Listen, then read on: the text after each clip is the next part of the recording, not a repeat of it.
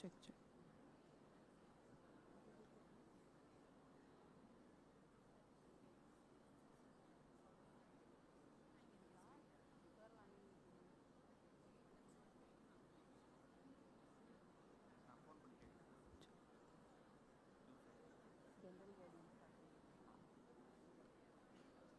Very good morning, students. Kindly maintain silence. So I request you all to maintain Jayanti and decorum throughout the session. We're going to start with the session now. Please do not use your mobile phones and do not have any conversations amongst yourself during the session.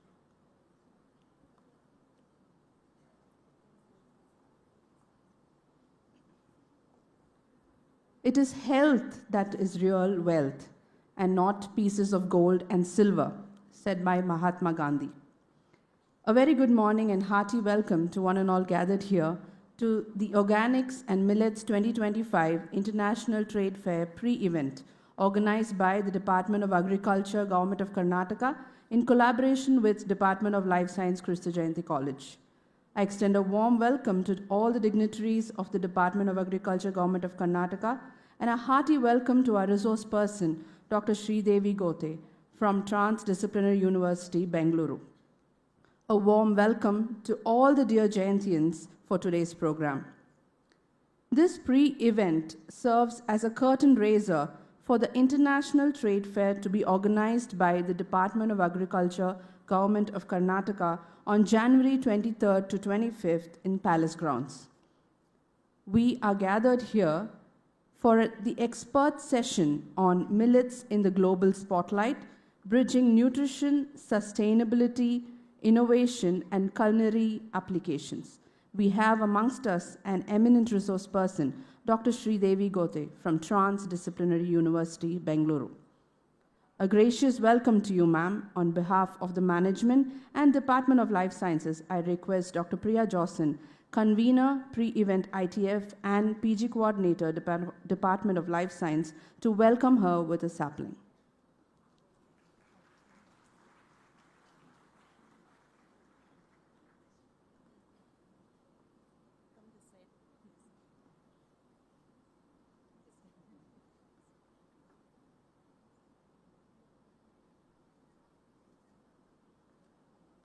Thank you, ma'am.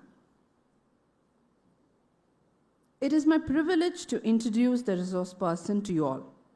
Dr. 𝐿𝐫𝐿 Gothe has completed her Doctor of Medicine, MD, in Ayurveda. She is an Ayurvedic physician and a nutritionist with a strong foundation in Ayurveda-based dietary practices, personalized nutrition, and culinary science. Ayurveda-based dietary practices are one of the goals. She adapts to integrating traditional Ayurvedic principles with modern health practices to design holistic nutrition and also to develop therapeutic diets and create innovative food products. Dedicated to promoting wellness through education, research, and patient-centered care.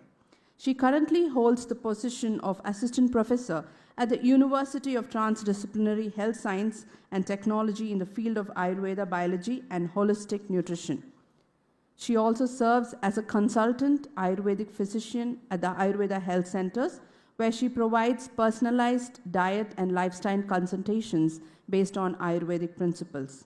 She is also a research scientist in Ayurvedic drug development and food product design.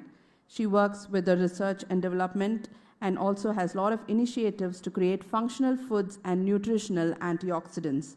She also has developed novel food processing techniques for Ayurveda-based products.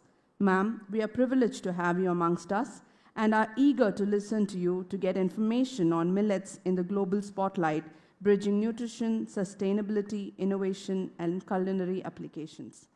Over to you, ma'am.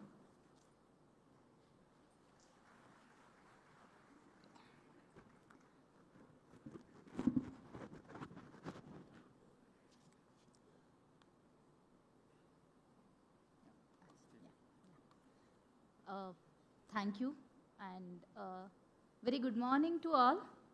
How are you, all of you? it's a morning session, and first session going to be a little longer. A very happy morning and also Happy New Year to all of you.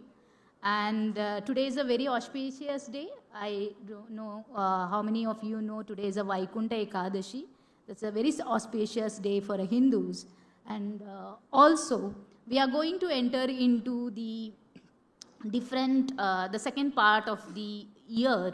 The sun is going to change its direction in 2 days. We have Makar Sankranti coming up. So on this very auspicious days, we have this very good event. I feel very honored to be here and discuss on a topic which is has a lot of promise to address our present day problem and going to give good solutions for the future. So I also thank the government of Karnataka, the Agriculture Department of Government of Karnataka, and the Department of Life Science, 𝐏𝐫𝐞-𝐄𝐯 College for giving this opportunity for me to talk in front of such a huge crowd with a lot of enthusiastic minds. Let's start this topic about millet in the global spotlight, bridging the nutrition, sustainability, culinary, and innovations. So I have a question. Why all of us started speaking about millets, and why this event? When we think about millets, we always have this in mind. Are these grains suddenly started growing in some land, or are they very old things? How many old this cultivation began for the grains? And then why India is taking so much of initiation? And why which is the country that is, do you have any idea about which is the country which is the biggest millet producer? Any ideas? India, correct. We are the biggest producers of millet, and we'll look into it. And why suddenly this millet's grains are not new to the mankind?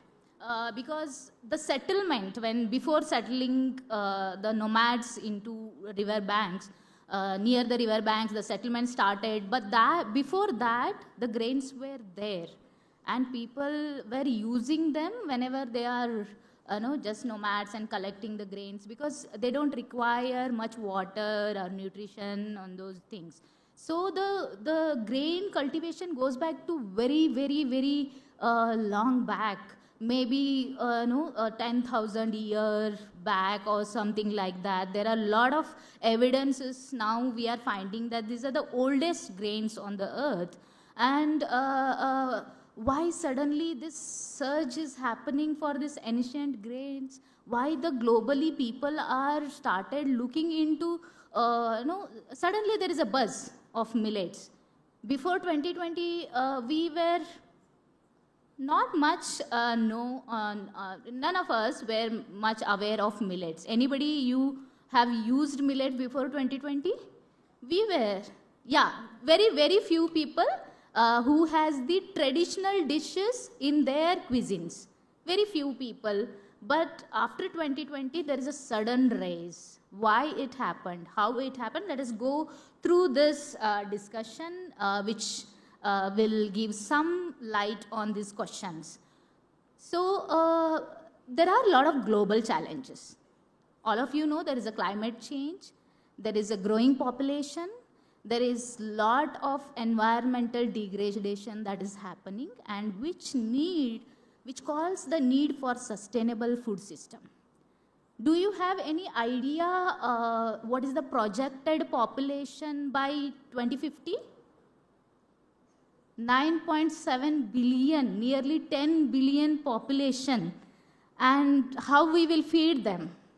It's a biggest challenge for the global people to the policy holders, stakeholders to answer and give the food security to all of these people. So, and this increase in population requires 70% increase in the food production, which is again a great challenge for us to do, because already there is a statistics I'm giving. 26% of greenhouse gases emission is because of food production. 50% of the world habitat land is used for agriculture. 70% of the global fresh water is used for agriculture. 78% of the global ocean and freshwater pollution happens due to agriculture. 94% of global mammal biomass is of livestock, and 71% of the global biomass is poultry livestock. So, if we think 70% increase in the agriculture, existing is causing this much. If there is a 70% increase, then just think about how much it's gonna impact on the lives and the environment and the climatic changes. So, there is a solution that we are looking for. So, that's why this role of millets makes a very important because they are climate resilient crops. They require 70% less water compared to rice and wheat crop. So that is why we are mostly looking and talking about millets. And there is a diverse variety of millets. You might have seen in South India or in Karnataka region, we use navadhanyas, siridhanyas. There are 3 bigger millets generally used by the people of, especially from Karnataka region. There's a pearl millet, finger millet, and sorghum. But there are other smaller millets, which are little millets, barnyard millet, posto millets, and foxtail millets, kodo millet. These millets are like rarely used because of their very smaller grain nature. But then slowly there are a lot of agriculture researches are happening to create a good harvest and also a lot of increment in the yield production. So ancient grains with a modern relevance are the millets. So that's why we are having a lot of millet events, awareness creation, and these millets answer the problems that we are facing. Let us discuss all these things in 5 topics. The global revival of millets. Millets as the climate smart crops. As I told, they are helping our climatic changes to improvise whatever problems we are facing. Nutritional powerhouse for the healthier future. Millet in culinary innovation. So these 3rd and 4th, maybe I'll be explaining little more because those are my areas. And millets for economic empowerment, it's a smaller portion. I just highlight on some of the topic how it is helping in improvement of the economic empowerment. So the global revival of millets, if you see, as I mentioned, there is a history, long history for the millets. Now there are scientists started believing that the origin of the human being started from Africa. The initial the human origination starts from Africa. That's the research now the scientists are feeling, and then it spread to Asian countries, and then the European continent, and then the other continents. So first, when they were settled in Africa, that's where the grains were found, but there are no archaeological sources found. The history goes back to 8000 BC or something like that, but then when it came, there are archaeological sources available in a place called Lezia in China, which is around 3000 BC or so. They found that the proso and foxtail millets were used in their cultivation in the China at that time, and the pearl millet and sorghum around 2500 BCE were staple food of America. And then it spread because the people were nomads and they were going and settling in the better places.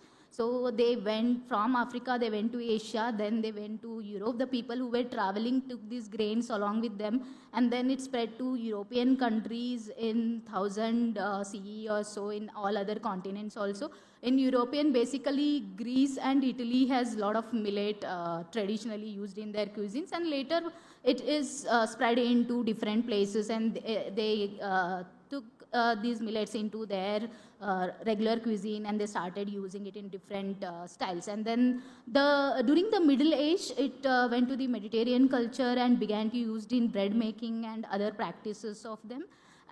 But there was a sudden decline of these grains because of the low harvest. The yield was very less, and these are the small grains. It is a grass kind of the plant, so where it becomes very difficult to collect the small millets. So harvesting becomes a problem. Then there was a lot of the industrial revolution, green revolution led to the improvement of the rice and wheat as a staple foods, which led to the declination of the millets during the 17th, 18th, 19th century. But then there was a sudden surge in new millennium. People started rethinking, reconsidering these millets because of their health benefits, nutritional benefit, and also sustainable agriculture benefits that we are getting from this. So as I mentioned, it spread to European diets because there are some regions where the poor soil is there, nutrition is less. So in those drought areas, these millets were provided as a bread or porridges. Then during the colonial agriculture practices, there was a declinity of these millets. But then in the America, they took to America, only southern part of the America they used to use, but for the poor people food. They don't use it in big culinary practices because these were the grains which were used by the poor people in the America. But that led to, as I mentioned, there was a decline in between because of the wheat and the other crops. Then there was what is the current trend? The current trend, because of, as I mentioned, nutritional awareness growth, people started thinking more about the nutritional benefits that we are getting. People are becoming more health conscious. So it has more fiber and protein content. There is a lot of demand for the health conscious ingredients in the present day scenarios. And there is a sustainability appeal because, as I mentioned, people are conscious about their environment, the world where they are living. So they want to make very sustainable choices for their food. This millets provides that solution. And the diverse product innovation. See, product innovation is the one thing. There should be a demand. People are creating the demand because they want millets in their diet. But when there is some demand, but it has to percolate into different product levels. It should not stick on to only one product. Then it is difficult to create a bigger market for those kind of ingredient. For example, the herbs, medicinal herbs. You cannot take it to every places. That's why the millets created a diverse product. You use it in anything. You can blend it with anything. Use it with different purposes, ready to eat, ready to cook, then snacks, then the traditional cuisines. You can replace the staple grains into the millet. That's how it led. And then there is a global adaptation. People started thinking, and then they started using these millets, especially in US and European countries. As I mentioned, people were not accepting these things easily because they had maize and wheat as their major crops. So but then there was a surge of gluten-free ingredients. So they were looking for the gluten-free healthy choices, and millets came into their picture and created a really big buzz over the global market. Then diverse varieties, as I earlier mentioned, there are a lot of varieties of millets. What I mentioned is Indian millets, but there are other millets throughout the globe. There are very different variety of small grains in different continents. with according to their geographical location and climatic environmental changes. And there are a lot of research happening around the millet. As I mentioned earlier, India is the biggest producer, okay? And India has a lot of problem with water, drought areas. We have a really vast land with the different climatic zones. Then we had these problems. But millets were, people were cropping, and Karnataka is the pioneer for the millets. We grow ragi in such a huge quantity. So the entire 40% of the global production of millet is in India. So what India thought, the international year in 2023, that what we call international year for millet, is proposed by India and it to the UN, and then agreed by 72 other countries, and then they implemented it. Then they started creating awarenesses, events, programs around it, and a lot of researchers. There is this international crop research institute, semi-arid tropical. This is 𝐏𝐫𝐞-𝐄𝐯, generally called as 𝐏𝐫𝐞. A lot of researches they do on drought-tolerant models. The millets are not only drought-tolerant, they help in carbon neutral, carbon fixation also. That's why they create a lot of sustainable agriculture and farming. And research in IMR shows that there is 30% of more protein content and 40% of more fiber content compared to the rice that we are consuming. So that's the health benefits, which creates the health benefits, and that is how it is leading to the global market.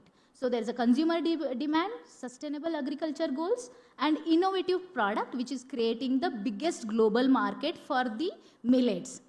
There's a fact, as I mentioned, there is around 9 billion market for the millets in 2022, but it is gonna increase by 2028. It will be 14 billion market. And we being the highest producer of millet, India has a big opportunity to go ahead with the millets. And Karnataka is the pioneer for the millets. So we have to really look into what can we do with the millets, because we have a big door in front of we to, as a startup, as an entrepreneurs. And then the rise in the millet global market, as then there is a global food system, because as I mentioned, there's gluten-free and there is a vegan concept. These two help the millets to enter into the global market, because gluten-free, people had a lot of allergies in Western countries to the gluten, but then there was also issue with the veganism, and people started boycotting the dairy products and all. So the millet milk with a lot of nutrition in it helped this booming market to enter into different products like snacks and other things. They are also having a lot of granola, noodles and non-dairy milks and breads, bars and other things for the, and also the flour of millet, as I mentioned, it blends with many things and create a lot of opportunity to create different products. And as I mentioned, India is the pioneer for the millet production, and they introduced this international year and National Food Security Mission. Under this, a lot of promotion for the millet is happening, and also initiative for millet-focused international trade fairs and partnership with the global food companies to popularize the millets. So there is a lot of, as I mentioned, a lot of research been happening with the Food and Agriculture Organization, 𝐏𝐫𝐞 being the research partner, and IFAD empowerment strategies for the financial support for the farmers to grow the millet, and then technical support to them, and creating knowledge and awareness for the farmers to grow these things, which is happening through the government initiatives. And then there is a millet as a climate smart crops, which I mentioned earlier, and a few of the points. Let us look a little deeper into these things. As I mentioned, it requires slow water and less fertilizers. This is what we require. So as we all know, we are in the zone of Kaveri, and we all had issues of Kaveri water many times. and all of were, no, there were big commotions around the water problems. And India, in different places of India faces these problems. But the millets are the answer for many of these problems because it requires, as I mentioned, 30 to 40% less water and 50% less nitrogenous fertilizers for the farming of the millets compared to the rice and wheat, which is a huge, because see, there is a requirement of 2,500 liters of water for 1 kg rice production. And but the millets required quarter of it, 1/4 of it. It's a huge, huge, retention of water, and that helps in a sustainable agriculture, and climatic changes will be answered from this. As I mentioned, these are drought resilient, drought tolerant because it requires less water and they can sustain any climatic conditions. And fertilizer need, as they need less fertilizers, it helps in environmental impacts. Reduces the environmental impacts because of the fertilizers. There is a lot of soil degradation and chemical introducing into the soil happens, and a lot of soil related problems happens due to the fertilizers. That will be fixed with this, as it requires 50% less fertilizers compared to rice. And because they can thrive in semi-arid and arid regions, because we have huge lands which are arid and semi-arid in India, and even many parts of the globe have this condition. Drought resilience, soil adaptation strategies, and ecological benefits makes them the smart crops. How they can resist the drought? Because they have a root system which spreads to the lower layer of the soil and helps in absorption of the water from the lower layer. And also it requires the less rainfall. 200 to 400 mm per annum is enough for the millet growth, which is really, really nice for the millet growth, and that helps in millet to grow in arid conditions. And there is a C4 pathway synthesis which helps in carbon fixation, and they can also sustain high temperature and water limited environment. If you know C4 pathway, it's production pathway. I think all of you come from the life science background, you know C4 pathway. And then the impact on food security, because of this, they can withstand the climatic conditions, and they can withstand the temperature changes. They can also survive at a very low water areas. Hence, for this case study, there is a case study shows that the Sahel in Africa and Rajasthan in India are supported by the food security of these areas is because of the millets that they are growing there. So in such areas, it's really helpful, and we are very proud to have millets in our diet because we Indians use everywhere. And I come from the region of Karnataka, North Karnataka region, where our major food is sorghum or bajra. So I am very proud of being a North Karnatakan and having those millets from my long ages. All my forefathers used millets. And the adaptability of poor soil, as I mentioned, a study done by ICAR, the Indian Council of Agriculture Research, show that they can thrive in very low pH.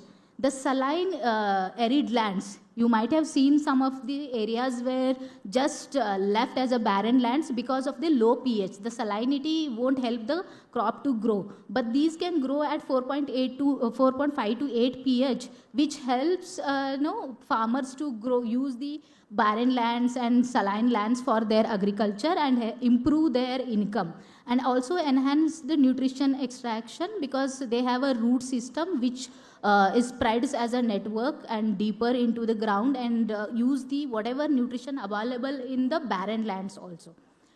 Then biodiversity supporting, because there are crop diversity, soil health improvement, and climatic resilience, as how it enhances the soil fertility because of the intercropping.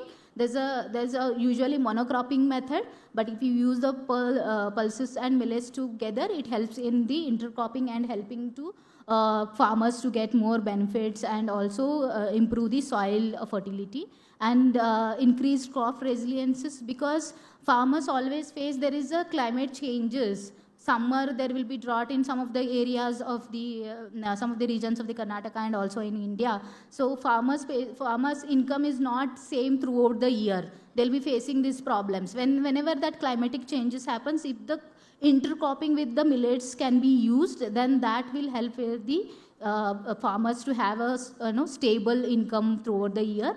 And there are a lot of market opportunities that are creating, so which helps the farmers to grow this, because anything that farmers grow is based on the market demand. If there is no market demand, they cannot grow the crop, otherwise their crop will be waste. That is what happens sometimes with the tomatoes, onions. The farmers will throw the onions and tomatoes on the roads and they waste their crops because they are not getting the good value for those, because the market is not there or there are some climatic issues. That's why the millets are the good crops for the farmers, and there is ecosystem stability, as I earlier discussed about these things. And also global security of the food security challenges will be answered through this, because there is a case study. I want to mention case studies, majorly want to highlight the case studies that have happened. In the Niger of the Africa, the millet farming has increased food security over 80% of the households, even during the drought time. So this is the huge case study. 80% of the households is such a huge, big number. You can just imagine how the millets can change the lifestyle of the farmers. And then there's a diverse climate adaptation. We almost see all the points related to this. But there is one more point I want to mention is they can thrive at 2 to 3 degrees Celsius change in the temperature. pH is the one thing, less water availability, and the temperature.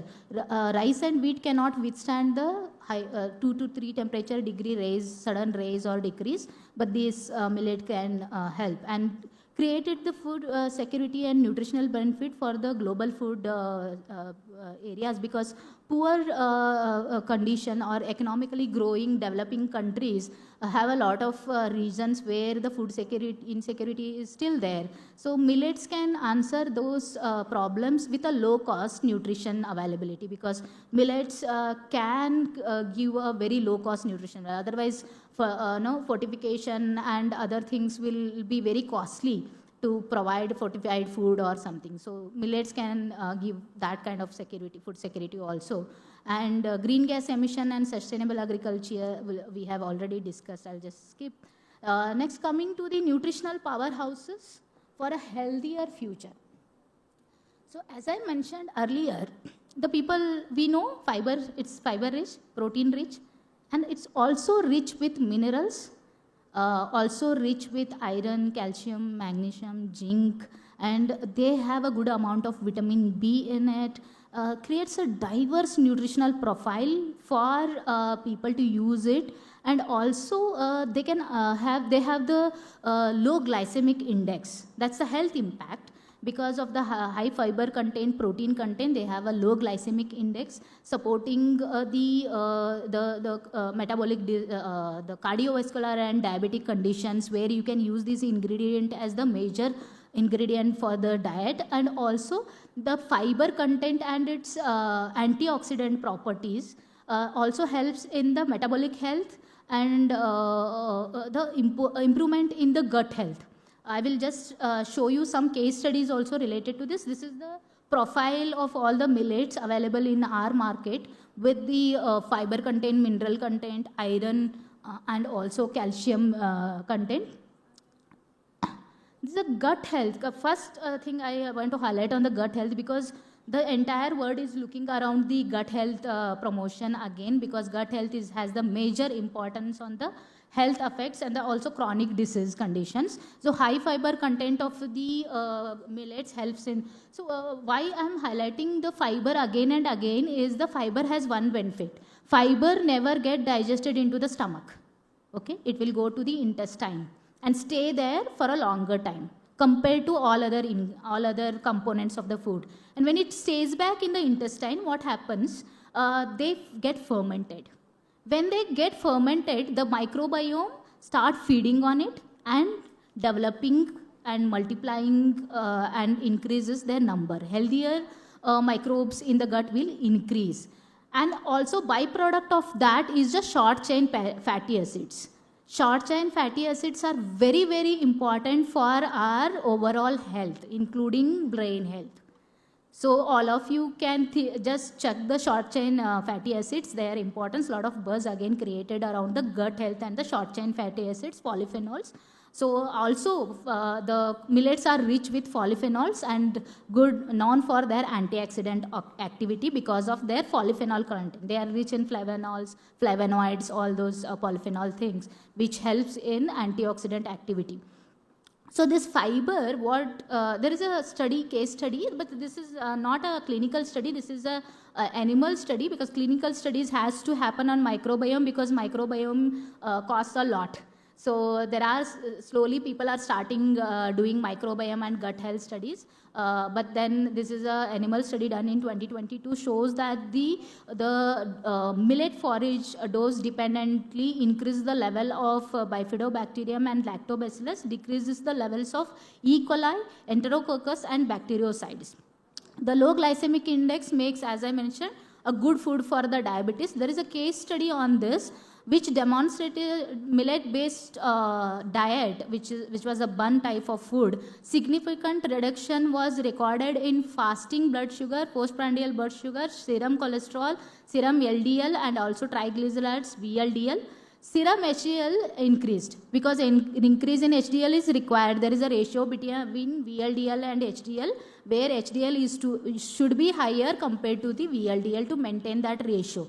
So this millet food helped to maintain this, all these parameters in the body, which with their low glycemic index, which has a high, very good impact, because India is going to be the hub of the type 2 diabetes.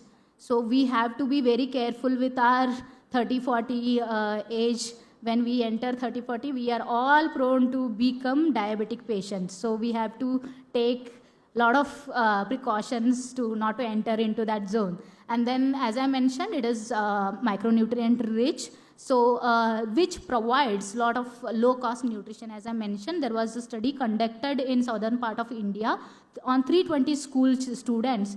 60% of the sorghum diet and 40% of the rice diet. There was a mixed diet for the treatment, and the control had 100% rice diet. For 8 months, they administered this food for the students, and they found hemoglobin, serum ferritin, albumin, retinol binding protein, and iron levels were significantly improved. That proves that it can help in hemoglobin and iron dependent anemia, that is iron deficiency anemia, to prevent and combat. That is more prevalent in India.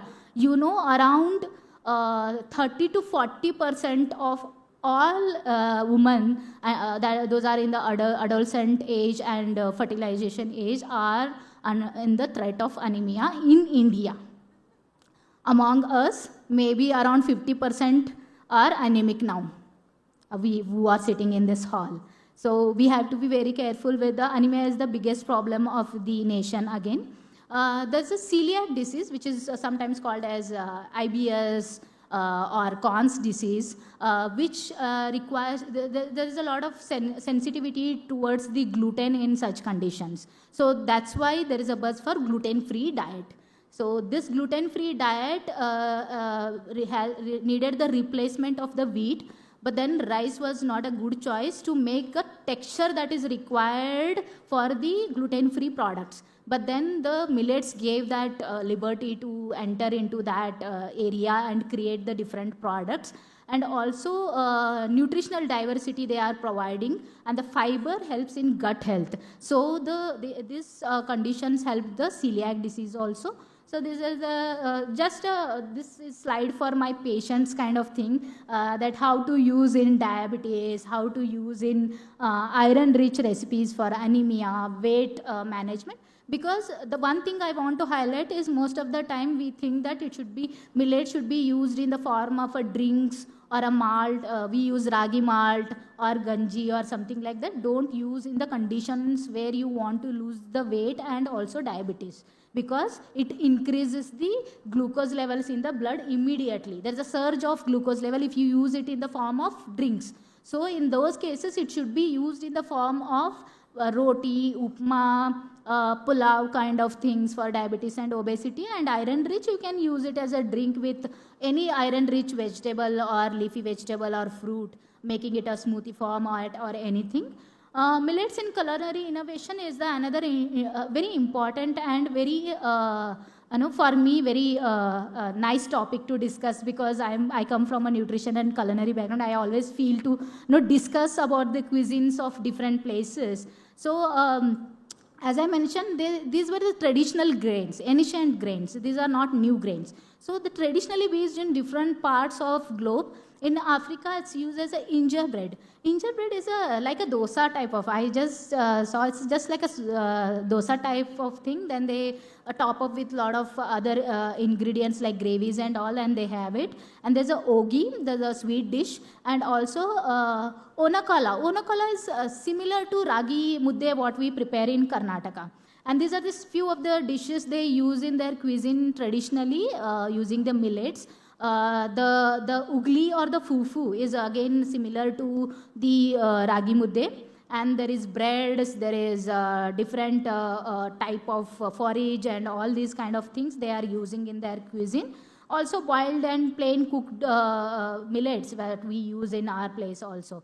And in India, we all know ragi mudde because we are in Karnataka, but there is bajra roti in Rajasthan, kudo millet khichdi in Madhya Pradesh, and tongba. Tongba is again getting highlighted because this is millet-based alcoholic beverage in Nepal and Sikkim. The millet-based fermentations are again gaining importance because of two things. As I mentioned, one is the fiber content, soluble fiber contents are there, and the second thing, it will nourish the microbes and give the lot of short chain fatty acids which are required for the gut health. So the again buzz is around the fermented drinks. So I just want to highlight few of the traditional dishes in India. Khichdi is our comfort dish. We use a lot of khichdi's. But this is only about traditional dishes. There is now we have incorporated millet in every part of every dish that we prepare. We can prepare idli, dosa, everything. But then I have only I am highlighting only the traditionally made millet dishes. The millet khichdi is mentioned. You won't believe it is there in Charaka Samhita textbook of Ayurveda, which is a 3,000-year-old book. Which is used for again diabetes and obesity kind of, which is mentioned for diabetes and obesity kind of diseases. And there is ragi ambli or ragi kanji, which is we call as ganji. Ambli is a fermented version. It is overnight fermentation of millet flour with the curd or the buttermilk, and then there is a lot of versions of it, malt, kuz, and then there is sweet variety, salt variety. And the jolad kadbu, because I come from North Karnataka, I just wanted to highlight this because people are going behind dumplings and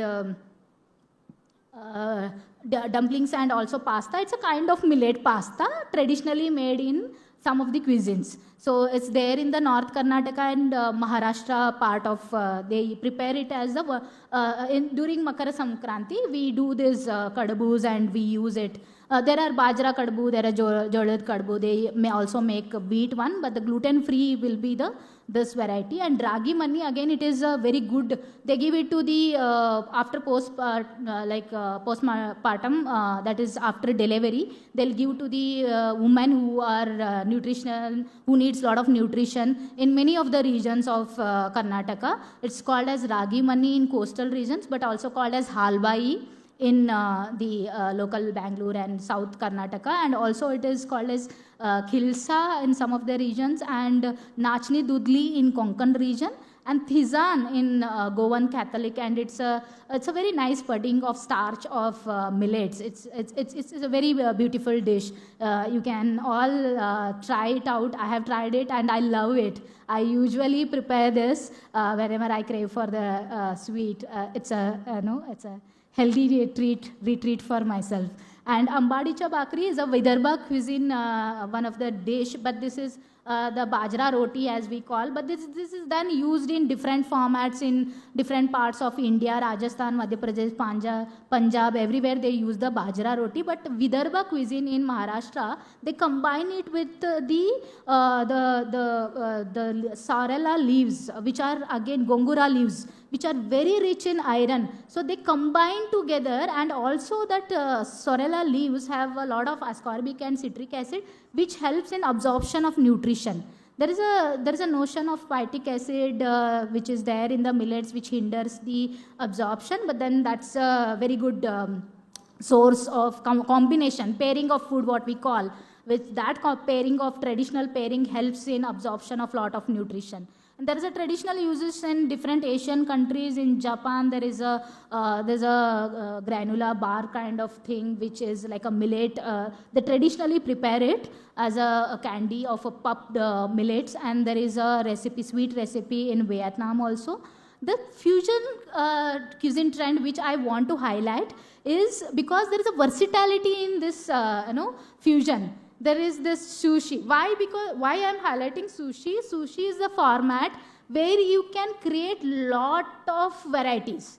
You can use different fillings, you can use different wrapping, you can create in different things. So the cuisine, when you create some dish, it should have that versatility to change according to the need of the maybe the nutritional benefits or the need of the healthy requirement of the people. So the sushi is the one, and then is the noodles that I want to highlight. Because millet noodles blend is there. You can use with a wheat or maida, a noodle can be prepared. But only millet noodles is possible only with the technology.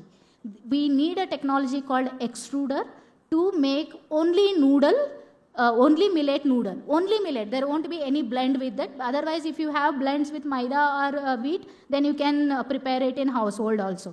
But there is always a problem of breakaging. That's a challenge. There are always noodles break in between if you blend millets. But that challenge is answered by extruder.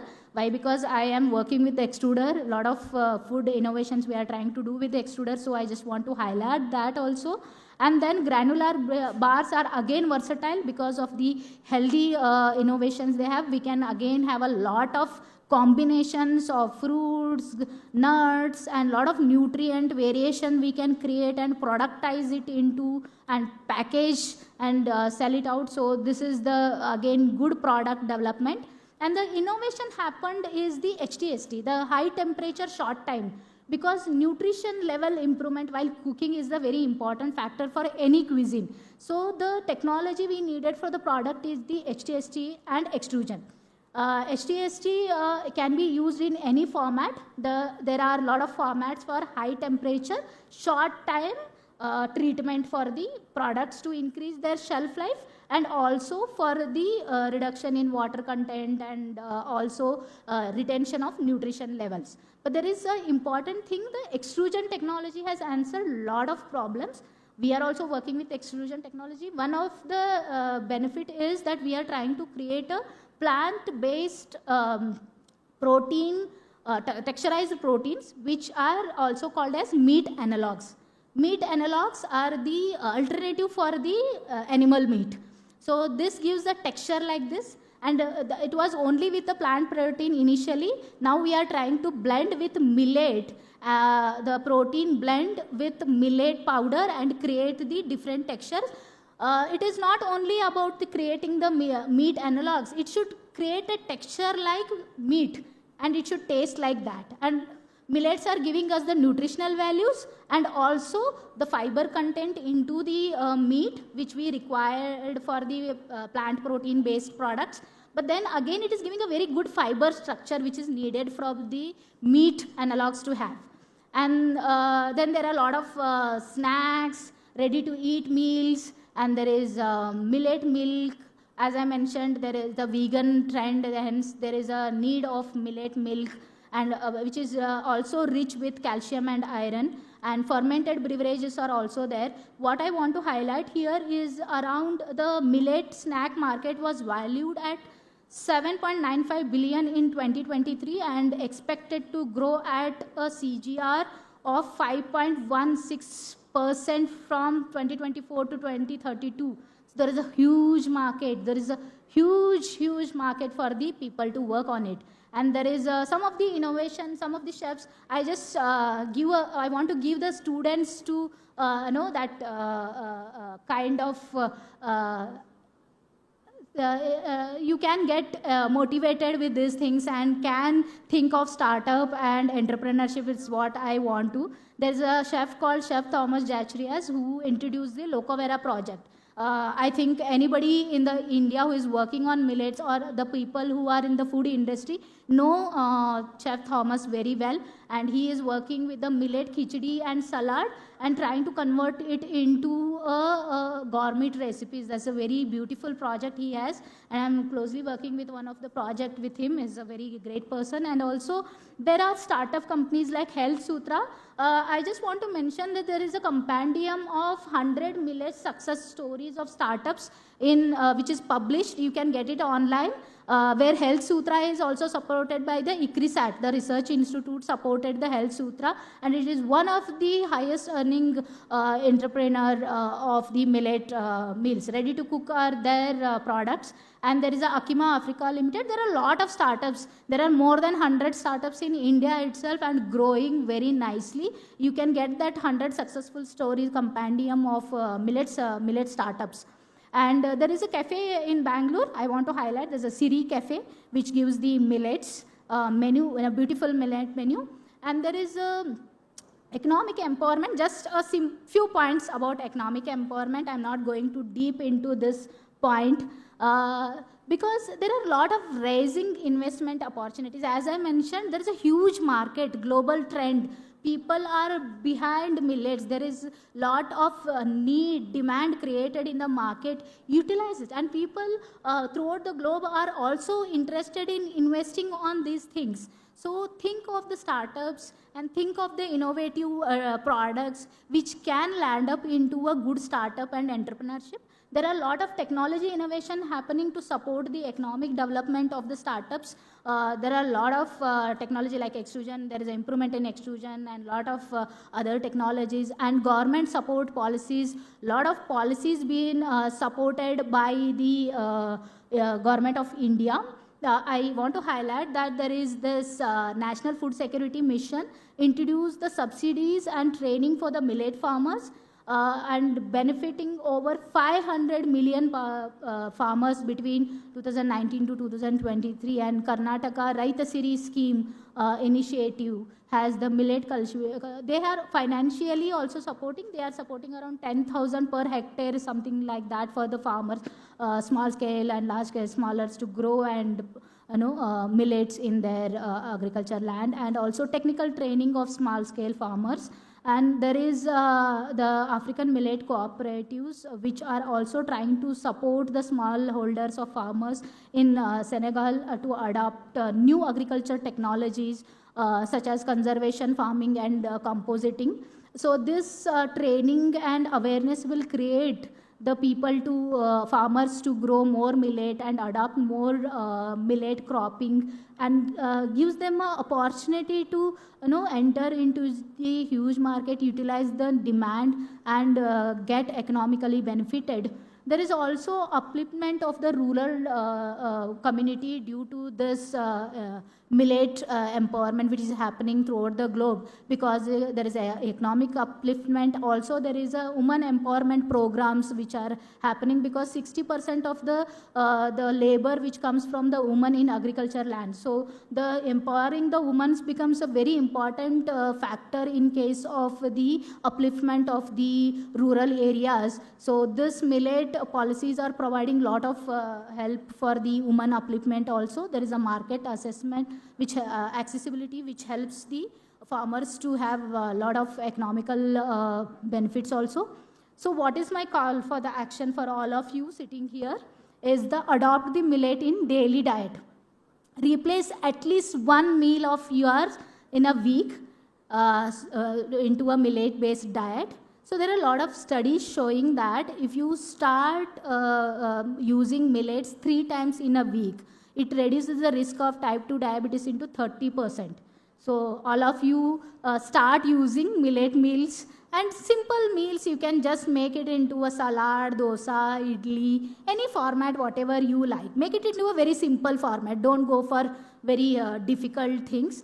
Just mix and use the millet as possible. Promote the awareness and support local farmers, because the farmers has to be supported, otherwise they don't grow millets. So go to the small scale farmers and buy the millets from the small scale farmers, which also helps to reduce the carbon footprint. And also participate in the millet workshops, participate in the farmers market, get knowledge, more and more knowledge about the millets by attending the webinars, seminars, get innovative ideas around millet and create awareness among your family and friends. Advocate millet inclusion in policies. So you people encourage the people to use it maybe in your school, in your workplace, or in your community. Ask them to use millets-based meals. There's a case study, in midday meal, they have introduced millet now. So this midday meal scheme, millet launch, has benefited 120 million children.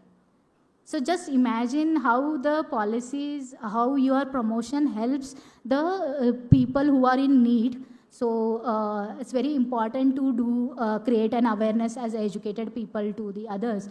And last note is, millets are not just grains. They are a symbol of sustainability, health, and resilience. By embracing them, we honor our past while securing our future. So I thank you all for listening to me, and thank you giving me this opportunity. And any questions? Do you have any? We'll take questions, or we can take some 2-3 questions. If you have any questions around this, you can ask. Can we provide? I'll take the mic.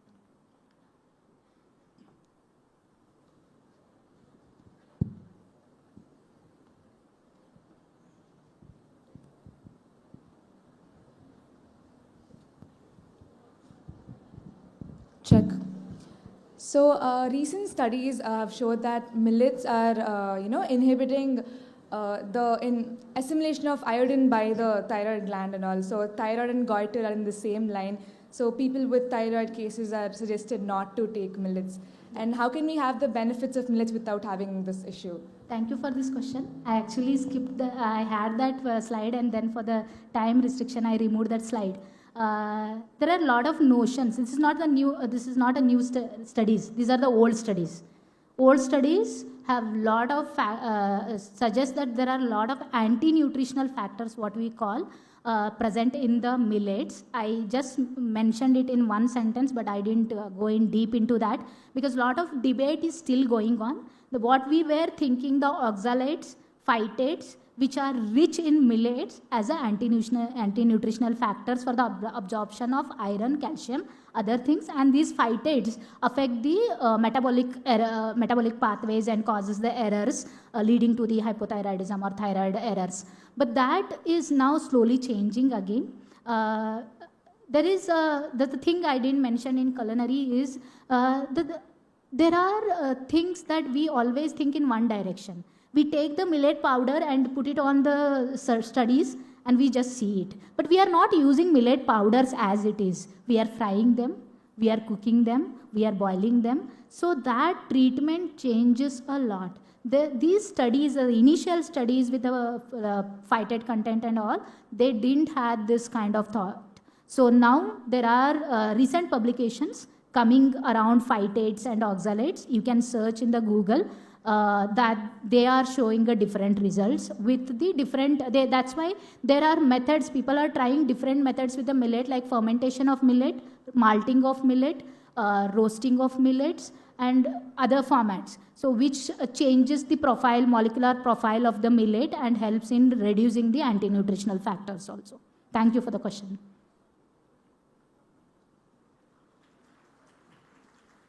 Anybody else? We have another 2 minutes.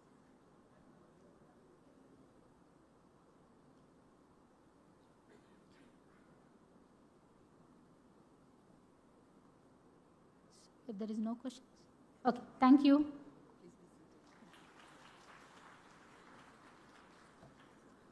So, thank you, ma'am, for all your valuable insights that you provided regarding millets in the global spotlight.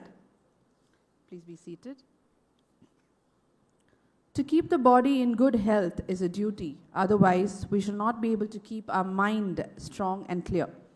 Healthy eating is a way of life, so it's important to establish routines that are simple, realistic, and ultimately livable. I take this opportunity to thank each and every one who have contributed for the success of this session.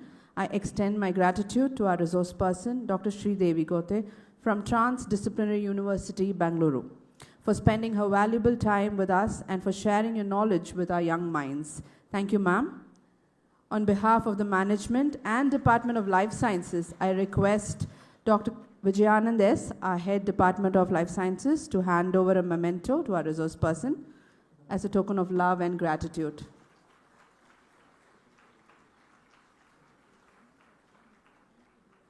Thank you, ma'am.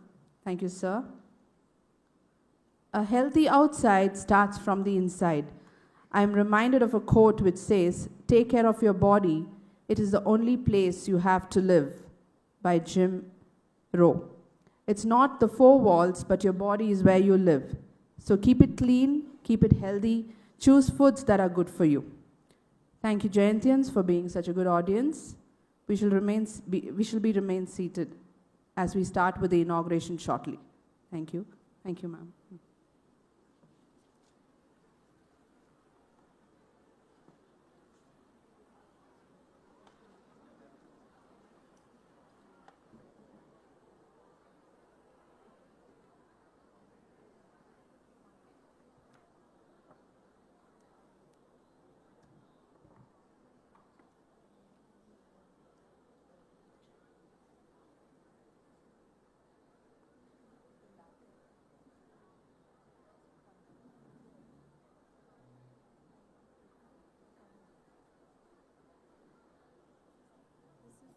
Yeah, this is ma'am's ma'am. We have a spare laptop for. Okay. Yeah, because ma'am wants to take it back. Yeah.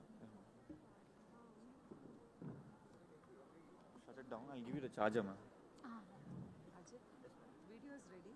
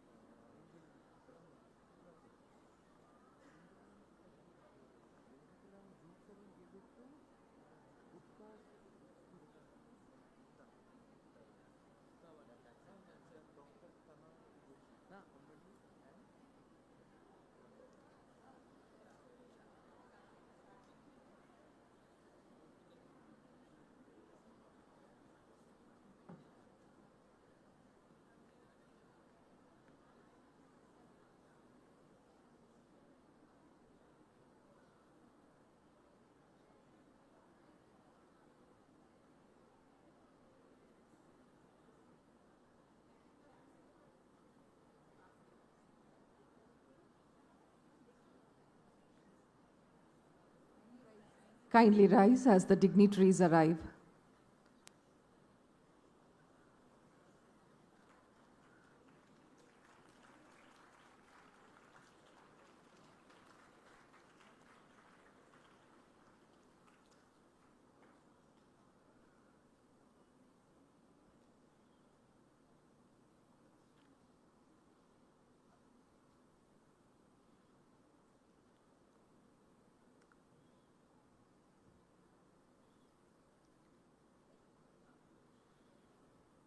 Please be seated.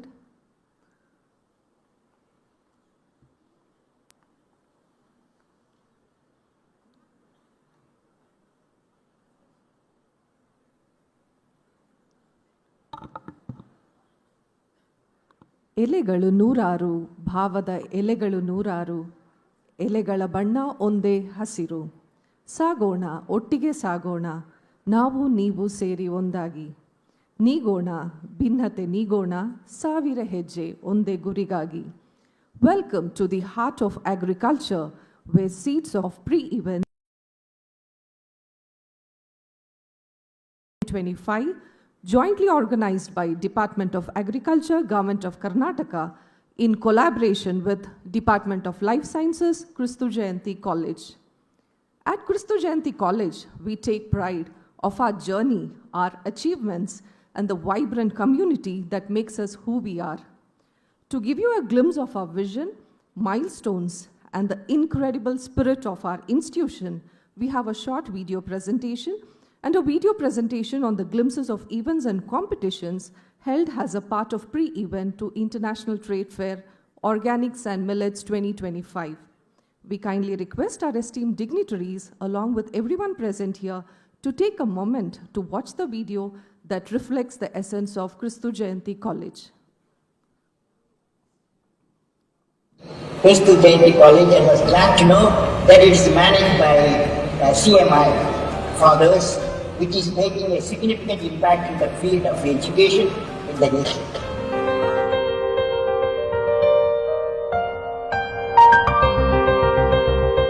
In the hallowed halls of 𝐏𝐫𝐞-𝐄𝐯 College, a symphony of transformation unfolds, where the echoes of knowledge, skills, values, and attitude resound as the very heartbeat of our educational edifice. Here, we do not merely impart education, we sculpt destinies, ignite aspirations, and instill values that shape not just careers, but the very essence of humanity. With a student strength surpassing an astonishing 12,000, we have grown into a vibrant community where students from all the 29 states and union territories of a diverse nation come together to pursue knowledge, dreams, and ambitions. We are on a boundless journey with our expansive array of over 65 undergraduate and postgraduate programs designed to cater to a student community with passions and professional aspirations. Yet, our story continues. Recently, we achieved a remarkable NAC A++ grade with a CGPA of 3.78 during the third cycle of accreditation.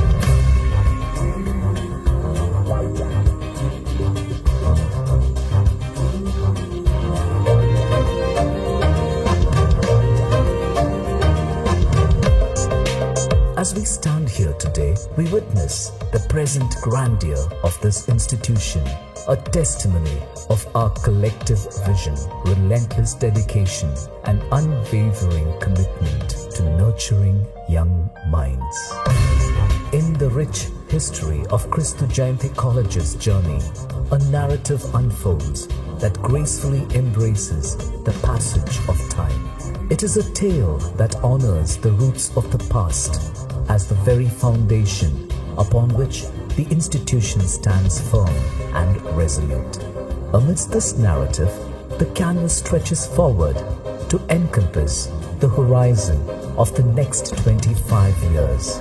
It is a canvas that beckons infinite possibilities, painting a future where the indomitable spirit of 𝐏𝐫𝐞-𝐄𝐯 College continues to radiate with an even more vibrant luminosity. The Carmelites of Mary Immaculate is an embodiment of the dream and vision of St. Kyriakos Elias Chavra, a 19th century educationist and social reformer.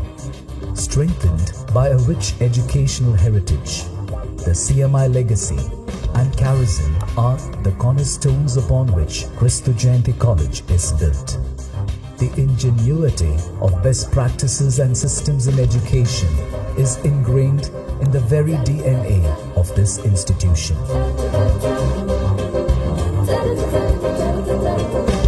Reflecting on the chapters gone by, there exists a profound gratitude for the unwavering support that has sustained the institution for a quarter century. It is a gratitude that emanates from the core. With this sentiment of thankfulness, the future unfurls, illuminated by the anticipation of the continued presence of those who have believed in the mission of 𝐏𝐫𝐞-𝐄𝐯 College. At 𝐏𝐫𝐞-𝐄𝐯 College, the pursuit of academic excellence goes hand in hand with our commitment to global unity. We have embraced the world, transcending boundaries and enriching perspectives. Embracing our dedication to global partnership, we've woven a rich tapestry of cultures within our campus. 𝐏𝐿𝐫𝐞-𝐄𝐯 is an ever-evolving mosaic of talents and ideas, where students and faculty members from the college embark on transformative journeys to countries far and wide, sharing their unique experiences and aspirations with the world, while welcoming international peers to do the same on our campus.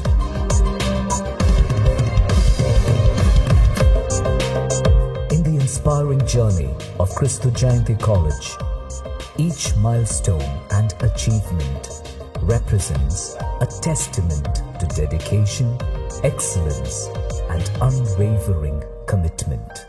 It gained recognition as one of India's best colleges and consistently maintained its top 10 status in Bengaluru according to the India Today Nielsen survey since 2010.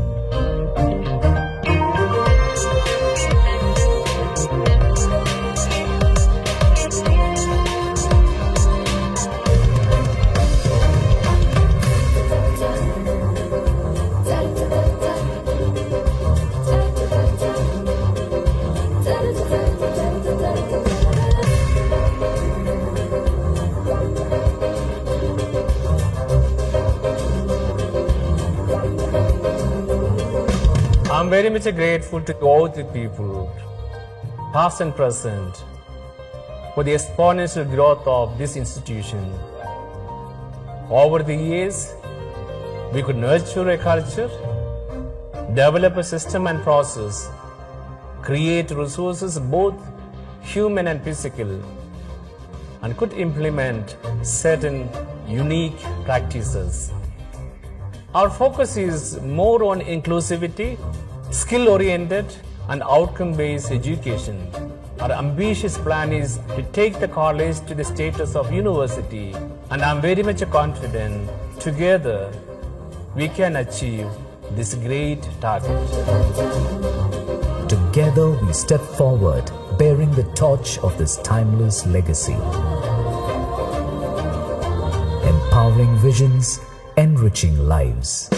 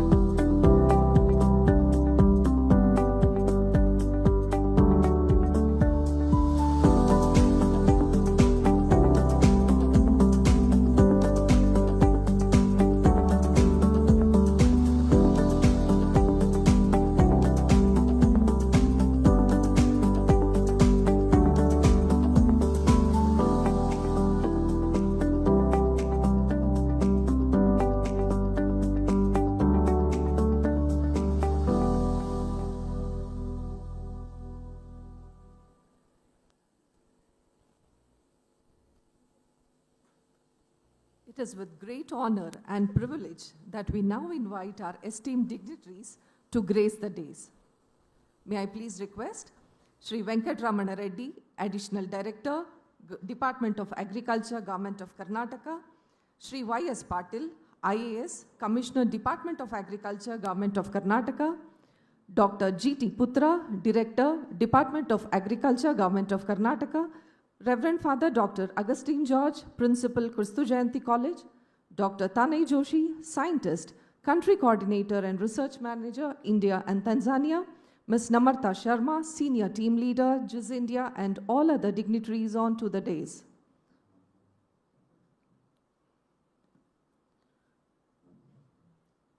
Once again, a gracious welcome to all the dignitaries and participants to the inaugural ceremony. ನಾವು ಇಂದಿನ ಕಾರ್ಯಕ್ರಮವನ್ನು ಕರ್ನಾಟಕ ರಾಜ್ಯಗೀತೆ, ಜಯ ಭಾರತ ಜನನಿಯ ತನುಜಾತೆ ಮತ್ತು ರೈತಗೀತೆ ಉಳುವ ಯೋಗಿಯ ನೋಡಲ್ಲಿ ಹಾಡುಗಳಿಂದ ಪ್ರಾರಂಭಿಸೋಣ. I humbly request the dignitaries and audience to kindly stand as we join together in appreciation the singing ನಾಡಗೀತೆ and ರೈತಗೀತೆ. 𝐿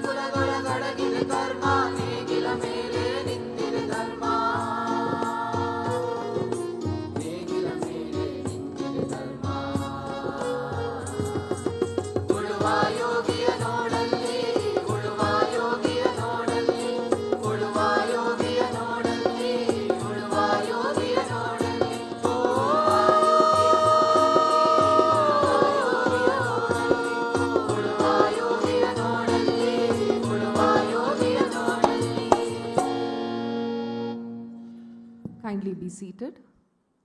One of the remarkable composition of 𝐕𝐵𝐾𝐫𝐞 and appreciations to the students of Kannada Club for the heartfelt redemption which truly touched everyone present and added a special charm to the occasion. Welcome each day with a genuine smile from within. That smile comes when you know for sure that Divine loves you. I now invite Dr. Aloysius Edward, Director, IQAC and Dean Faculty of Commerce and Management, 𝐏𝐫𝐞-𝐄𝐯 College, to deliver the welcome address.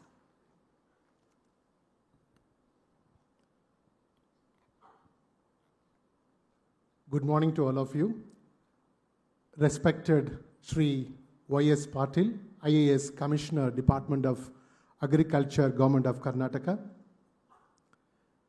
Dr. G.T. Putra, Director, Department of Agriculture. Sri Venkateramana Reddy, Additional Director of Department of Agriculture. Dr. Tanay Joshi, Country Coordinator, Scientist, India and other countries.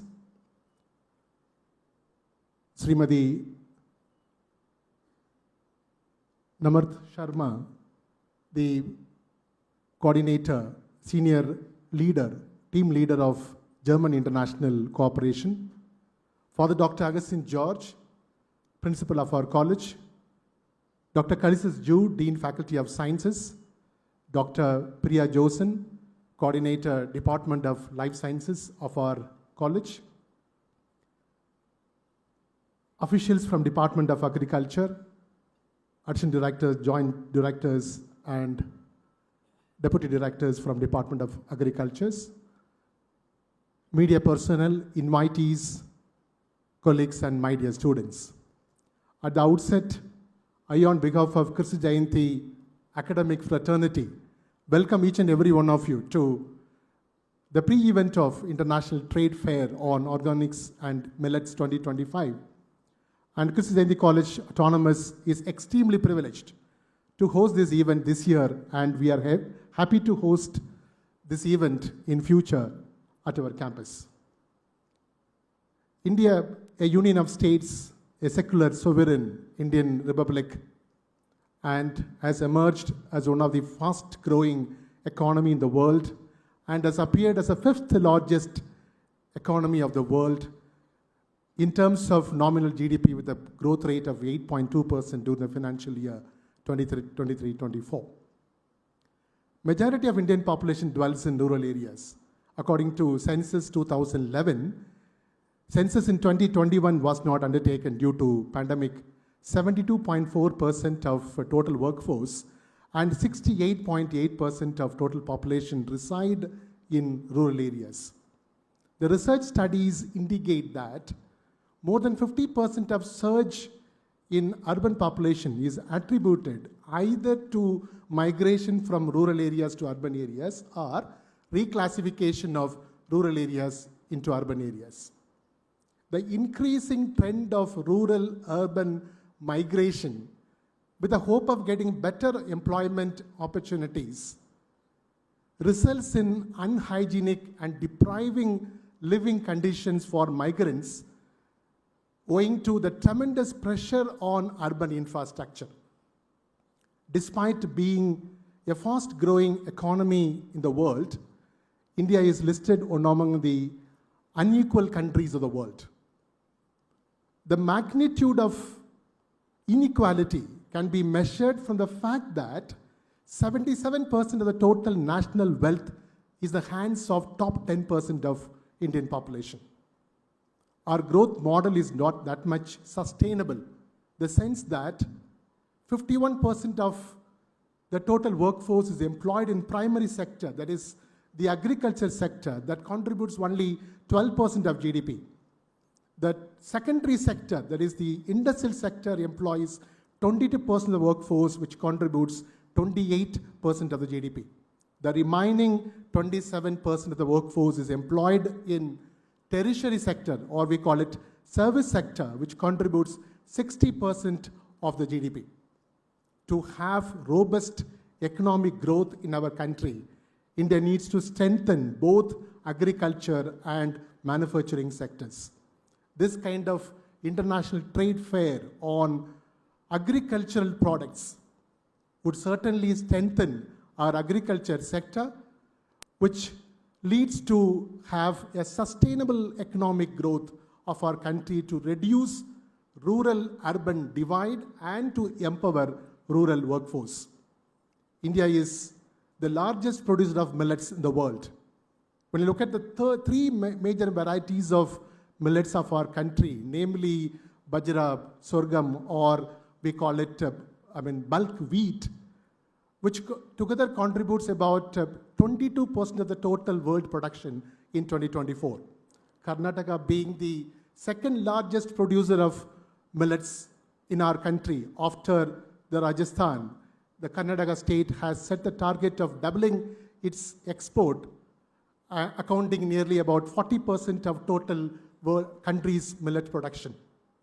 This international trade fair on organics and millets, organized by Department of Agriculture, Government of Karnataka, to provide platform for farmers, the companies and other stakeholders with an objective to provide the farmers for the market to promote millets or to have the excessive opportunities, especially in processing and agri-technology. 𝐏𝐫𝐞-𝐄𝐯 College Autonomous has the initiative of organizing campus farmers market. The sense that connecting farmers to students, F2S, on every Friday under Viksit Bharat 2047 initiative, One District, One Product, Make in India and Atmanirbhar Bharat initiative, connecting farmers directly on every Friday, and all the farmers can distribute their fresh vegetables from various farmers, producers, organizations. Even students and staff can buy fresh vegetables directly from farmers, producers organization, which is located various villages across our state.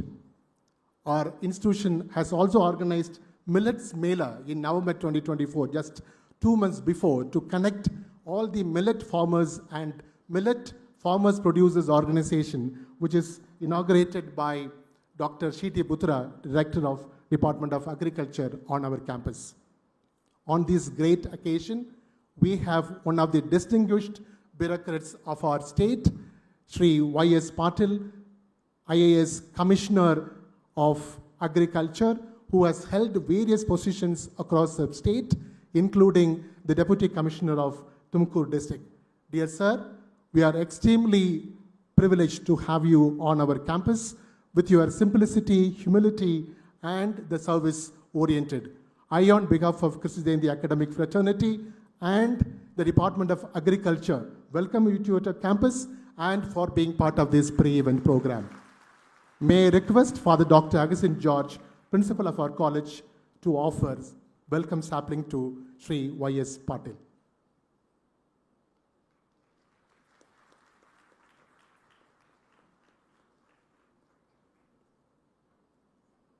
Thank you, sir. Thank you, Father. We have another important government official, Dr. G.T. Putra, Director of Agriculture, who served office on special duty to 3 ministers of state government and the Director of Karnataka State Seeds Corporation.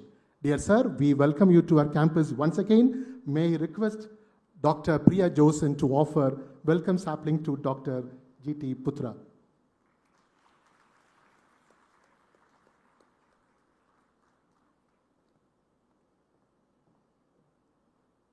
Thank you, sir. Thank you, ma'am. We have Shri Venkataramana Reddy, Additional Director of Department of Agriculture, who served various positions in the government of Karnataka, and currently he is serving as Additional Director of Government of Agriculture. Dear sir, we are extremely honored to have you on our campus. May I request Dr. Kalisis Jude, Dean Faculty of Sciences, to offer welcome sapling to Shri Venkataramana Reddy, Additional Director of Department of Agriculture. I express my warm welcome to Dr. Tanay Joshi, the Country Coordinator and Research Manager, India and Tanzania, a great scientist and the agriculture expert, and we calling him as the sustainability advocate, and worked in various projects. Dear sir, we welcome you to our campus. May I request for Dr. 𝐏𝐫𝐞-𝐳 to offer welcome sapling to Dr. Tane Joshi, country coordinator and research scientist. With immense joy, I welcome Srimati Namrata Sharma, the senior team leader of German International Cooperation. Dear ma'am, we welcome you to this pre-event program. May I request Dr. Priya Josen to offer welcome sapling to Dr. Namrata Sharma.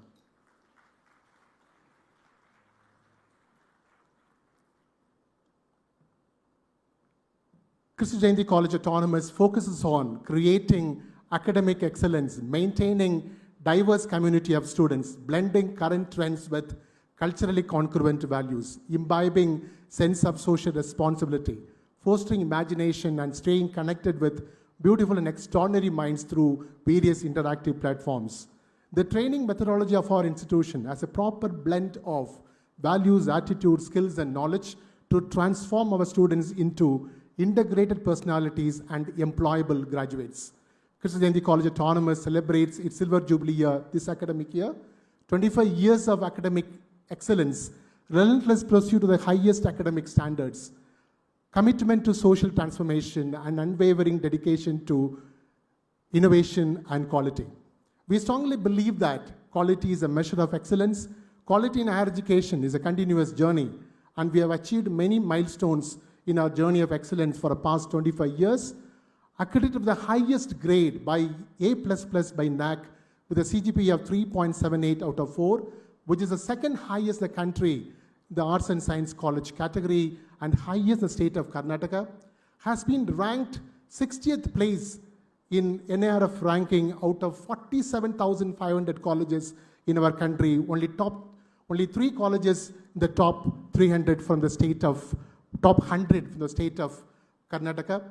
Received the first place at the national level for Clean and Smart Campus Award from Shri Dharmendra Pradhan, Honorable Minister of Education, Government of Karnataka. Best Emerging College of the Century in Science, Arts and Commerce, consecutively past 4 years as per India Today survey. Received the first place and the highest rating in Arts and Science College category in NPTEL examination, consecutively for the past 2 years from IIT Madras. Received the overall championship consecutively for the past 16 years in Bangalore University and Bengaluru North University, wherein more than 600 colleges participate every year, and represented the university at the national level and won different prizes at the national level and many more, which is due to commitment, dedication, and sincere efforts of our fathers. On this great occasion, I deem it a privilege in welcoming our inspiration leader, Father Dr.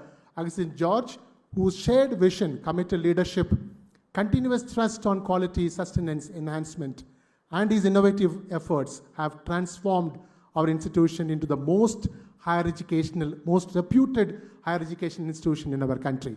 Dear Father, it is my honor to welcome you to this pre-event.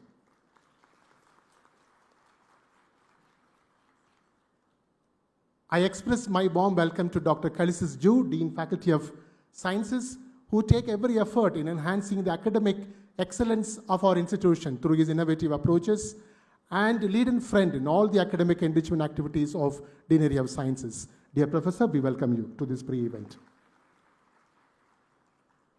Dr. Priya Josen, Coordinator of Department of Life Sciences, play a very significant role in organizing this program. Dear ma'am, we welcome you to this pre-event program. I express my warm and hearty welcome to all the officials from the Department of Agriculture, additional directors, joint directors, deputy directors from the Department of Agriculture. May I request Dr. Vijay Anand, Head Department of Life Sciences, Dr. Sonia Angelin, Coordinator Department of Life Sciences, to offer welcome sapling to all the officials from Department of Agriculture, Government of Karnataka. May I request all the officials to accept the welcome sapling.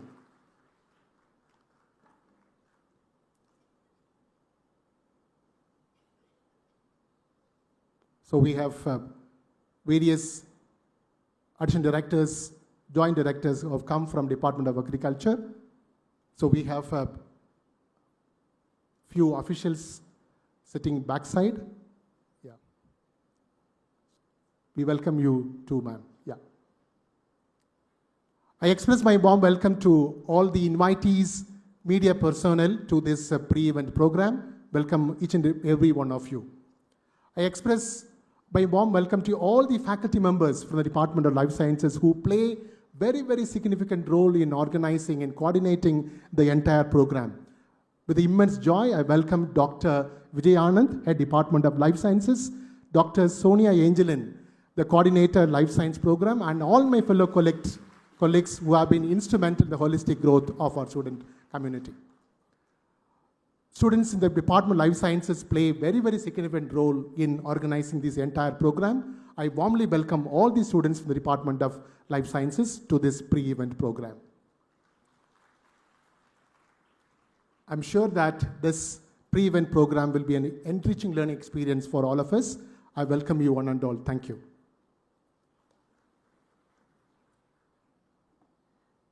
Dynamic leader, great visionary, who works relentlessly for quality sustenance, meticulously plans and executes is Dr. Aloysius Edward. I extend you a gracious welcome, sir.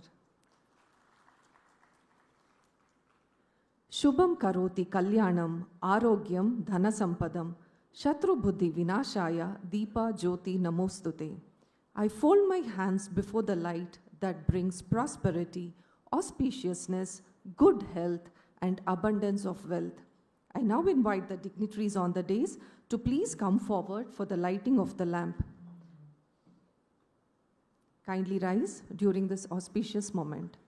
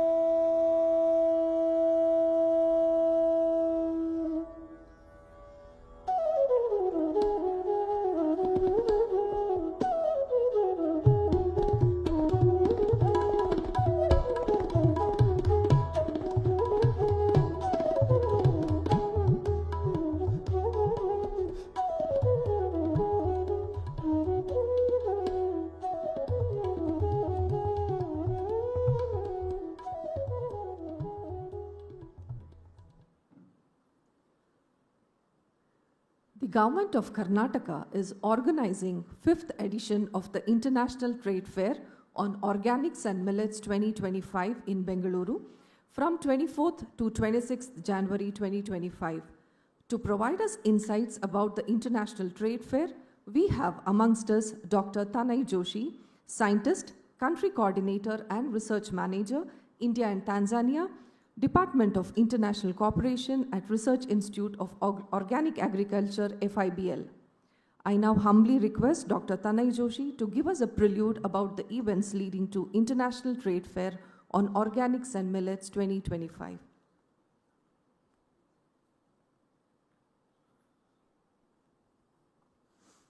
Namaskara to everyone. Very good morning. Dignitaries on the dais, all the senior officials from Department of Agriculture. students, boys and girls. It is indeed a great honor to be here. I will not make it a very formal talk, to be very honest. It was quite late that I realized I have to speak to all of you. What I'm going to talk to you is about what you think about the West is exactly not something that you should copy and adopt. And with my discussion on what I'm here to speak about, I'm going to take you through a small journey of how things are reacting. And with that, it was very nostalgic when I entered into this seminar hall. There was a sole reason that it's been quite some time now that we have been to a hall like this. Usually when you do your graduations or masters, that's when you are here. But now this is really amazing. I must congratulate the institution building an immensely very wonderful infrastructure.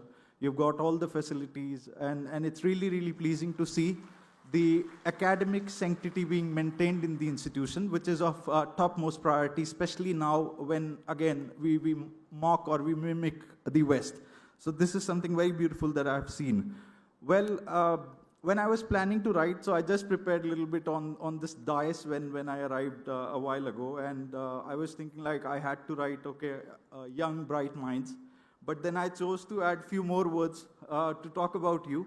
We have been out looking at the exhibition counters right in one of the quadrangles on 6th floor, I believe. And it was really amazing to see. I would like to add few more words to what I was writing before.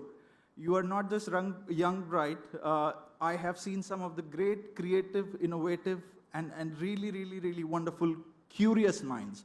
Curiosity is something that we should carry as students. For you, this is the only time when you have to be as curious as possible without thinking about the outcomes, without thinking about what is right and what is wrong. And this is the right stage, and which makes you really different. If I were to ask you how many of you ate breads for the breakfast today, could you please raise your hands up? Breads for the breakfast. So I see a very good, healthy audience up here. So there were very less hands up. Well, what if I leave you on a deserted island, a very deserted island, and let me give you your favorite food in case you prefer pizzas and pastas, and you have let's say about you have a meal for 2 days. Let's say it's all pizzas, and I tell you that you need to survive on pizza. How many of you think you could survive? I bet you cannot. But had it been this bag of superpower, the millet, you might still, you might not just survive, you could even thrive in that environment. So this is the power of what all we have been doing. We should be really thankful to the Department of Agriculture and how Government of Karnataka is taking these initiatives in and around, and how they plan to promote it, especially providing all you young minds a big platform where you understand what millet is. I still really would not, I would not shy away from saying this. Had it been any other area, any other zone, I would not name it, the other parts or maybe other states. I don't think that I have, we travel a lot to different events. We speak a lot whenever we are here, whenever we are traveling, and it's all about millets these days. It's all about neglected and underutilized crop species. These species that have been neglected, which our grandparents were used to grow, they used to cultivate, they were aware of it, they knew what cuisine, what sort of diets one has to follow. I was just speaking with one of the students outside, and she said she has got this recipe of from her grandmom. It was a hair oil, and some of the ingredients I have never even read them. You read it through Forest Essential, 𝐏𝐫𝐞, these products, but I've never come across any of those ingredients. So I'm sure that must be something which is really coming from your grandparents. With that, millets has a history of, they are as old as pyramids, even older than pyramids. And I don't know how many of you are really Marvel fans. Any Avenger fans in the audience? Oh, quite a few. Okay, wonderful. So I'm sure you know Thanos, right? what he wanted to do. He wanted to change the world the way he wants to. And millets are the answer to him. We don't let him do what he wanted to. He wanted to get rid of half of the humanity, right? Just to bring balance in the world. The challenge with that, the challenge with that villain was that he thought he's doing good by eliminating half of humanity, and believe me, in some of another few decades from now, this challenge will not emerge in form of a super villain. It would be something that we all are creating from our own hands, and which is very, very crucial for us to understand, are we really prepared? Do we have contingency planning in our hands? And I would surely tell you, the people on the dais, with the amount of work everyone has been doing, we really do not take Earth or the biodiversity or the ecosystem resources that we have, something which is a legacy to us. We still feel that we are borrowing it from you. We are really borrowing it from future generations, and we are concerned about it. And this similar concern, you should also feel, you should also raise. When you all have heard of this word land race, right? Majority of you been hearing land races. Millets, I'm sure you all are pro at. One of the presenters a while ago, she almost covered like everything that could happen to millets and land races. And at that time, I was thinking like, is there something that you guys still need to know, which you haven't heard from that presentation? And with the amount of work that you have already done with millets, I'm saying operational work because what I saw outside is all operational. It's nothing which is, it's theoretical. So I very much assume that you're very well aware of what millet can do, how millet can, help us get rid of Thanos, and how this would support us. So land races, I will give you a few things. One is always a fair weather friends. And there are some friends who are bad weather friends. And land race, one way you can take it, it's a bad weather friend to us. It will be always with you in case weather is bad. More than that, most importantly, if really going gets tough on farmers' field, farming is really a profession of hope. That's how they call it, because you never know. You always look up to the sky if it will work or not. If it works for you on that day, it is your day and you might get good crop. In case it does not, then there is no respite from despair that you're going to see. Second important thing for you to understand is that there are few things which are treasured possessions. Not everything has financial value. Not everything always would have some sort of commercials tagged to it. So there are few things like, for example, in a lot of movies we see watch of the grandfather, or the watches they pass through the generations. So you can consider land race is one of the heirloom. It's one of the cultural heritage that one farmer or his family or his forefathers have preserved from very long time. What these land races do, the land races are basically nothing. These are one or the other type of varieties of a crop. Same crop could have several varieties. These land races are ancient. They are sort of a cultural heritage to us. What they do, they help you to secure. They are your insurance for future. There could be some times when you might find outbreaks like we have seen COVID-19 about 3-4 years ago. So such varieties, when they are there, they help you to prepare vaccination. Well, please do not take my words as it is. When I say vaccination, it does not mean that you will create vaccination out of land races. What I mean to say here is, in case there is some sort of a disease, there is some sort of a abiotic or biotic outbreak, then you have something which has already passed through lot of challenges, and it has become so resilient that can be one of your good sources to introduce resilience into something which is new or which you want to build. Anyone who studies genetics might understand it better. Well, on land races, as I said, you have some sort of insurance. It's a security for future. The millets truly, you all have heard it in the last presentation, it's equal to magic. Multivitamins, antioxidants, you know that it is gluten-free, you know that it takes care of inflammation, and you very well know that it is complete gut food. And when you have a food which is so much power-packed with nutrients, and a lot more other punchlines that we have heard on the presentation, you're very sure that this is something which is going to support you for a long time.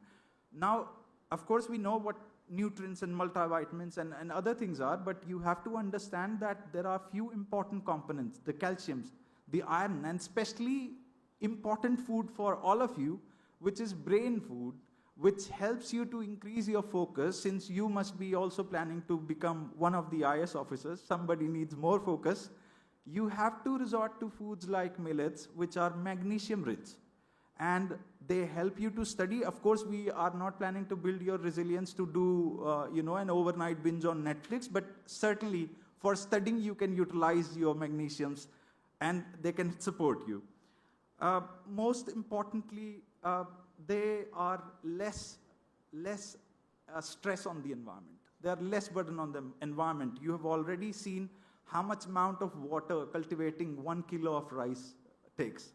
And we tend to have some sort of empirical evidences where we have realized that it is about 70% of less water is required when you resort to millets cultivation.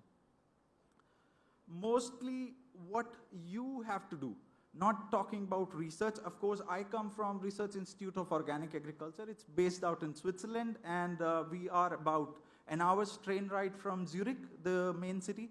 Everyone knows Zurich.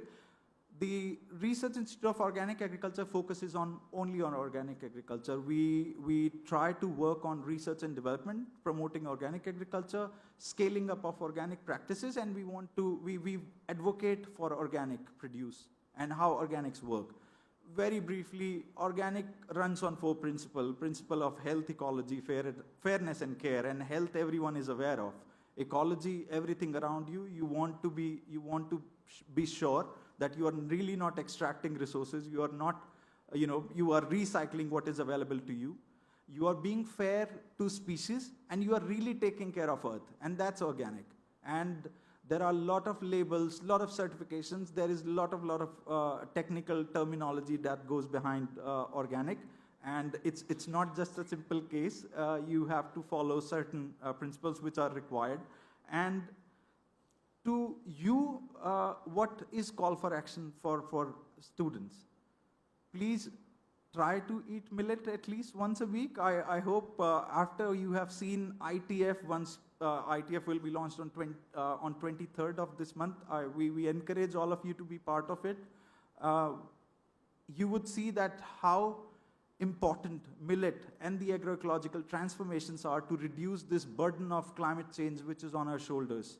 And a lot of sustainability enthusiasts would understand, in case someone of you is also interested in becoming sustainable development expert, you would realize that what kind of catastrophe we create with unjudicious utilization of natural resources, when we only feel that it is required just for us, and we think that it is our legacy, it is our heritage, which actually is not. As I said, we borrow it from you, the young generation. The important thing that you have to do, another important thing is, please communicate with your friends. You all are very aware. There could be some of your friends who are in New Delhi probably really unaware about what a millet look like. And some of them might not even understand what millet is. It would be very hard because we meet a lot of audiences. And identifying a millet or what a millet could taste like and what a rice crop could taste like could be very different for different group of audience. Volunteer. You're very welcome to be in the exhibition. It is very important that you generate conviction when you are attached to a subject. All those who have prepared those functional live models out there in the quadrangle on your 6th floor, you must have some sort of conviction when you created those models where you are using ATM cards to help us get the millets. You're using those light sensors to tell me if I'm really, really sure about my millet knowledge or not. This is something that you have to bring together. You all are future assets to us. You could be one of the policymakers like Sir on the dais and everyone here, and you could be someone who is carrying baton forward. So with the research part of it, all those who are interested should really focus on how we outscale it. My important message to all of you, you're very aware with the millet and how this is important and what it brings to us. Important for us is that we have freedom to innovate.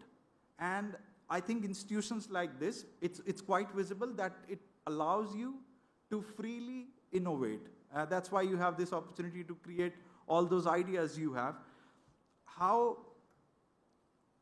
value chain, how do you process? I'm just sending some food for thought to you. All those entrepreneurs who have their products made out of millets, somebody doing organics and somebody was doing on some of the agroecological produce. Value chain, market, some keywords to you. How do you process it? What could be the waste management?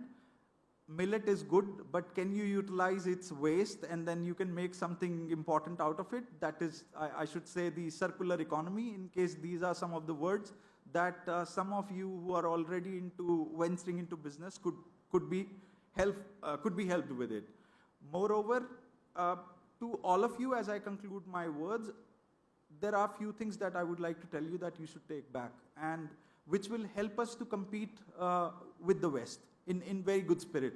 India is already on eyes of a lot of people because we are growing, we are evolving. Most importantly, please read from books. This is everything that what I'm saying, going to say now, is something that I wanted to share with students, and I always do that. Avoid Google initially. Please follow your books, your professors, your scientists, your teachers. They have traveled about, I would say, about at least 1,000 kilometers to complete their thesis work. So there has been a lot of pain, and there was nobody to type for them. Everything was done by hands. There was no systematic literature review available on press of a button. So please follow books. Important is, do not feel ashamed of sharing an idea. How stupid it might sound to you, it could be something very brilliant to others. These are few points which really hijack your creativity. And this is something which is not welcomed in the West. And these are few things that we need to change. Most importantly, specialization is important, as everyone does, but I would tell you that it is always important as an Indian because we all are very used to multitasking. So specialize, of course, but I would say again, you have to be, master of one and jack of all. So just try to be that particular person that you are. You know how the light works, how plumbing works, you know what is in your surrounding. So you're not just focused on typically one thing. Of course, you need specialization to stand out from the crowd. Most importantly, at your stage, it is important to make right choices. And this is where we all go wrong.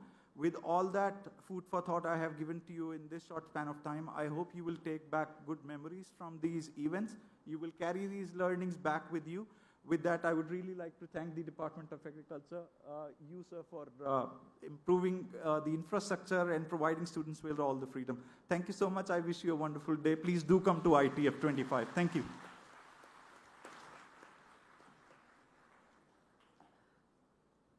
Thank you, sir, for your insights about the events and all the meticulous planning. Your knowledge and passion for promoting these nutritious and sustainable grains are truly inspiring.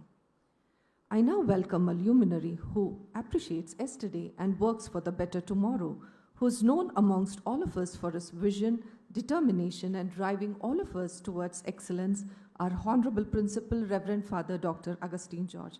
I cordially invite you, Father, for the presidential address.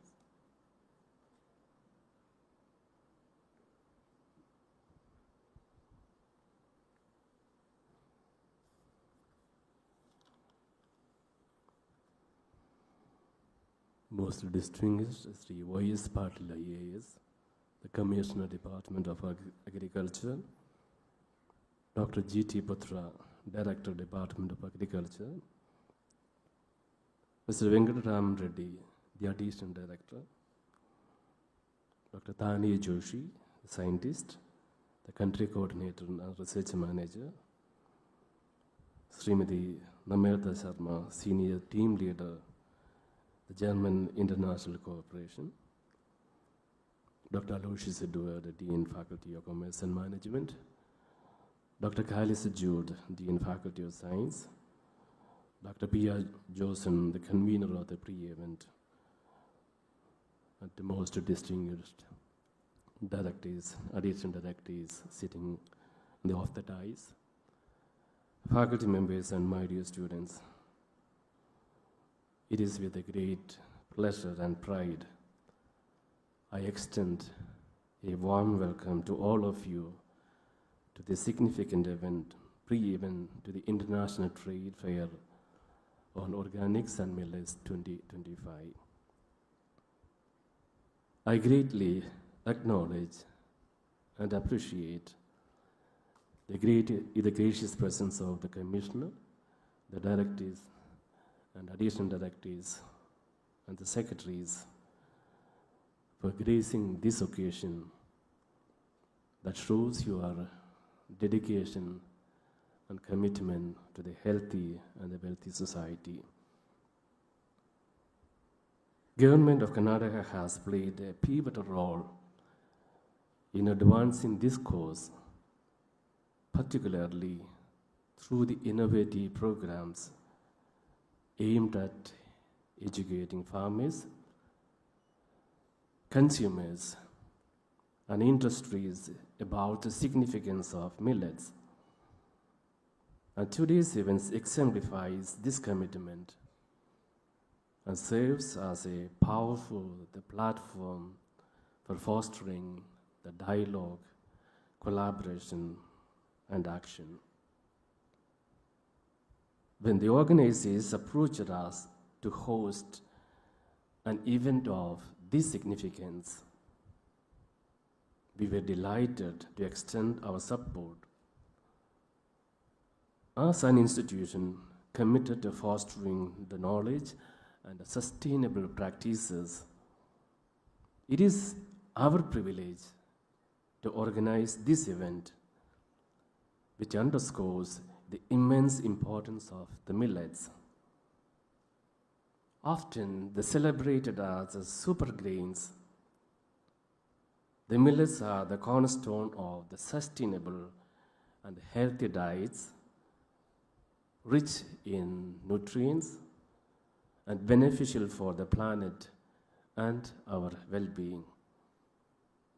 Through this event, we all aim to educate and inspire the individuals about the role of the millets in addressing the nutritional needs and promoting eco-friendly agricultural practices. At 𝐏𝐫𝐞 Jayanti College, a strong population of 15,000, including 14,000 students and 1,000 staff members, are deeply aligned with such visionary initiatives. Our academic and physical infrastructure reflects our dedication to excellence, and we take immense pride in hosting events that resonates our country's vision of the Vikasit Bharat 2047. This pre-event is a prime example of how we as an institution strive to create platforms for the meaningful discussions and collective actions. Today's program is filled with engaging activities that highlights the versatility and the importance of the millets. The panel discussion of the millets with the theme, the super grains for the sustainable future, will set the tone, and it is followed by the interactive and the creative events such as the Millets Magic, where ready-to-make the millets products will be showcased and sold, and the Millets, the Master Chef cooking competition featuring the innovative millet-based dishes. An exhibition on healthy food habits will educate all the attendees on incorporating the millets into their daily diets, while the captivating theme dance that is going to come will celebrate the resurgence of these ancient grains. The competitions like the location on Nourish to Flourish and embracing food as medicine for the healthy, the life, the quiz competition of the millets, and the vibrant millet Rangoli add the cultural and the competitive flavor to this day. A special session on millets by the resource person from the TDU, the Transdisciplinary the University, will offer a valuable insights, and even our college canteen joins this initiative with a dedicated millet menu. On this day, I join with the entire 𝐏𝐫𝐞-𝐄𝐯 family to extend a heartfelt congratulations to the Department of the Agriculture, the Government of Karnataka, and the Department of Life Science for their collaborative effort in organizing these remarkable initiatives. Dr. APJ Abdul Kalam once said, "Sustainable agriculture is the backbone of a healthy nation. Promoting the traditional crops like the millets will ensure health, food security, and environmental stability. And let us all take this opportunity to reaffirm our commitment to sustainable the agriculture and healthy living. Together, we can make a difference." I wish all the best to this program. Once again, welcoming all of you to this fair, pre-event fair, and wishing God's blessings. I remain. Thank you very much.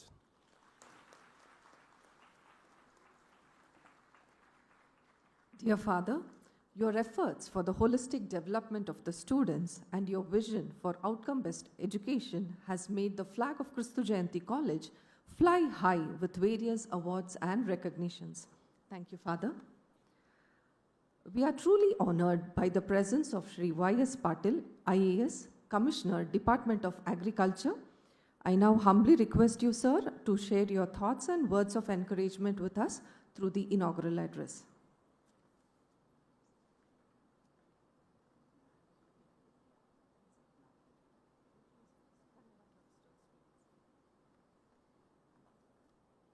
ಎಲ್ಲರಿಗೂ ನಮಸ್ಕಾರ. Good morning to all of you. ವೇದಿಕೆಯ ಮೇಲೆ ಆಸೀನರಾಗಿರುವ reverend doctor Augustine George, principal 𝐏𝐫𝐞-𝐄𝐯 college, our director doctor Putra, additional director Venkataram Reddy, and our scientist Tanay Josh, and Madam Namrata, and Dean Dr. Edward, and Dr. Jude, and Madam Priya, and my all officials and dear students. ಮೊದಲಿಗೆ ಕನ್ನಡ ಕ್ಲಬ್ದವರಿಗೆ ಇಲಾಖೆಯ ವತಿಯಿಂದ congratulation, ಮತ್ತು ಅಷ್ಟು ಚೆನ್ನಾಗಿ ಹಾಡಿರುವ ಅವರಿಗೆ government of Karnataka ವತಿಯಿಂದ I really congratulate them because they sang very well. ನಾವು ಭಾಳ ದಿವಸಗಳ ನಂತರ ಅಷ್ಟು ರಿದಮಿಕ್ಕಾಗಿ, ಕರೆಕ್ಟಾಗಿ, ಸರಿಯಾಗಿ ಹಾಡಿದವ್ರನ್ನ ನೋಡಿದ್ದೀವಿ. That is why the team led by the officials also, I thank them. The second thing is, I plan to ask a simple question. Before visiting this college, I plan to ask some of the students, name some millets like that, before entering to your 6th floor. When I saw the students with the knowledge more than those who are doing the agriculture sciences, then I stopped. That asking question is a waste of time, because you know better than all of us. Some students, those who made the special items, ನಾನು ಕನ್ನಡ ಮತ್ತು ಇಂಗ್ಲೀಷಲ್ಲಿ ಎರಡೂದರಲ್ಲಿ ಮಾತಾಡ್ತೀನಿ, because government of Karnataka official ಆಗಿ continuous ಆಗಿ ಇಂಗ್ಲೀಷಲ್ಲಿ ಮಾತಾಡುವಂತಿಲ್ಲ.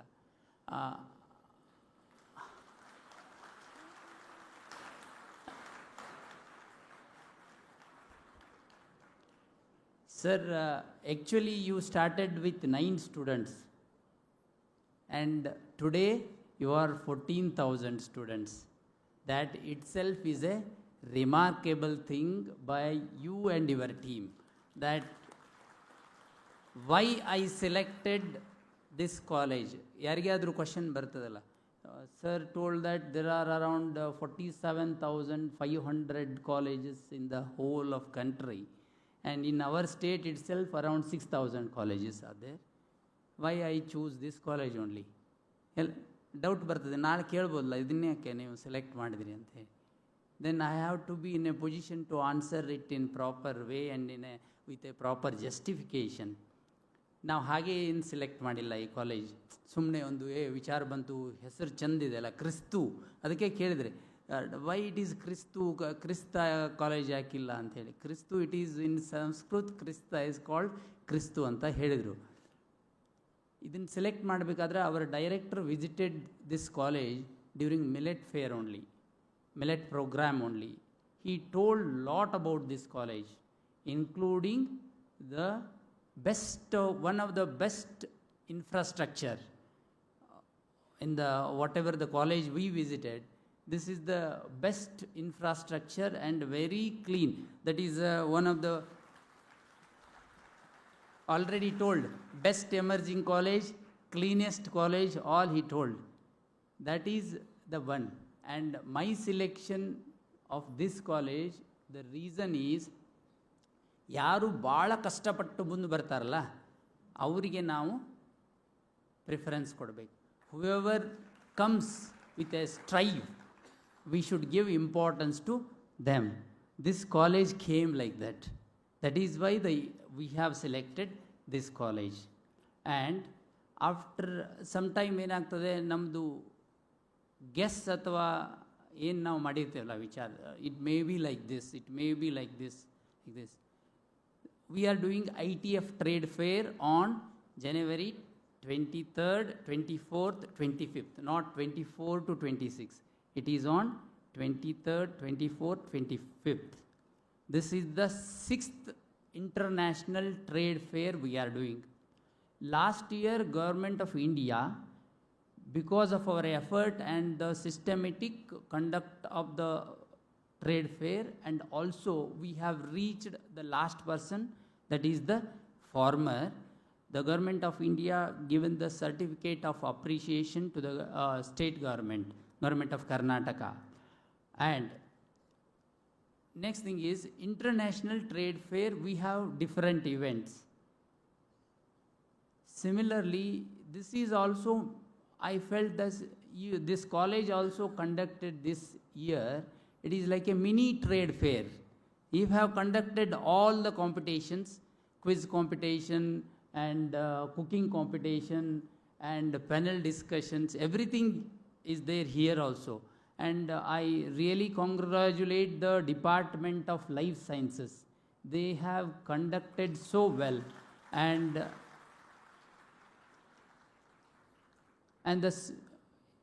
especially entrepreneurs, those who are there, I think 5 to 6 entrepreneurs were there. From Government of Karnataka, Department of Agriculture, around last year around 2 lakh people footfall was there for the trade fair, international trade fair. This year more than that, and more than 25 states will participate in our trade fair. Already 17 countries have confirmed for the trade fair. In that, we have a premier spaces that we are giving premier shops, we call. We have planned and decided to give with free of cost from Government of Karnataka one big shop to this college, those who are doing so much of, yes. This is to recognize your effort, whole team effort, the college effort, and the students' effort, especially our scientist Tanay Joshi was telling innovative, creativeness, everything. I will not go into the detail, and I will not speak on the motivational thing. I'll not speak on anything because a lot of already you are motivated. And my request is only, I heartily invite you to the trade fair on January 23rd and 24th and 25th.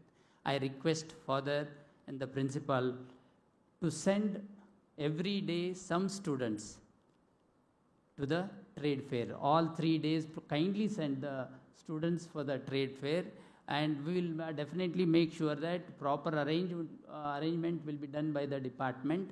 And also, because already time is over, I'll thank the organizers and the colleges and the students. Thank you very much, and special thanks to the students because of your discipline and so patient hearing of usually now college alli idre alli ಕೂತ್ರೆ ಗಲಾಟೆನೆ ಮಾಡ್ತಿದ್ವಿ. You are so disciplined. Thank you very much.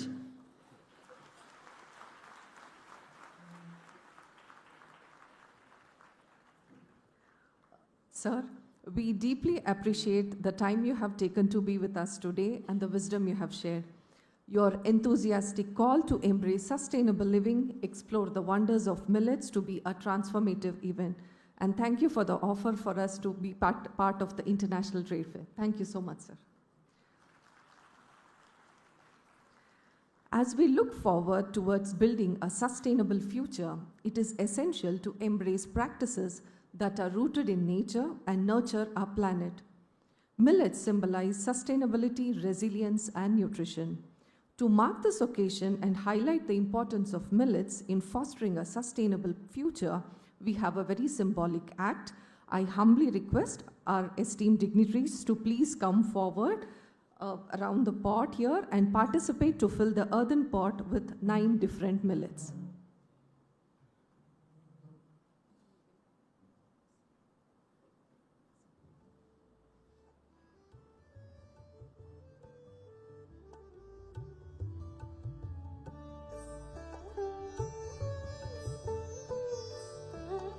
Millets are often referred to as super grains, a nutrient-dense cereals rich in essential vitamins, minerals, and dietary fiber, making them a cornerstone for sustainable and healthy diet. The 9 millets, foxtail millet, kodo millet, little millet, brainyard millet, jawar, proso millet, pearl millet, brown top millet, and finger millet. Millets cultivation and consumption in Karnataka hold a significant place. They are known as nutri-cereals.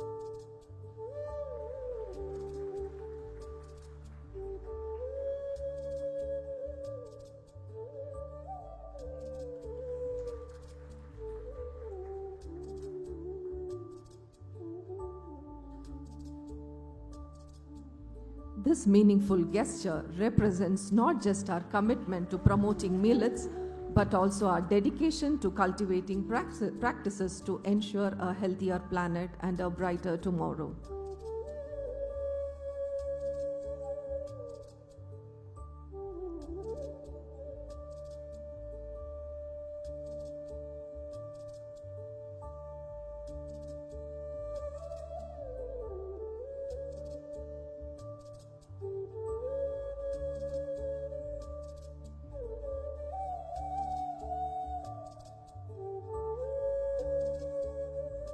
Thank you all dignitaries. Kindly be seated.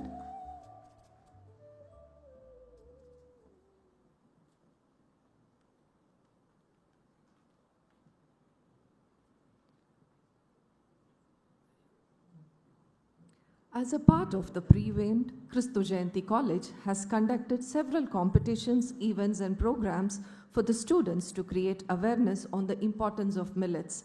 Now it's time to recognize and celebrate the outstanding achievements of our talented students who have made us proud of their participation and excellence. Now I please request Dr. Priya Josen, Program Convener for the Pre-Event to International Trade Fair, to announce the winners and of various competitions. Good afternoon, one and all. Now we come to the most awaited moment, the prize distribution. This is the outcome of many days of hard work by our organizing team and our very passionate participants.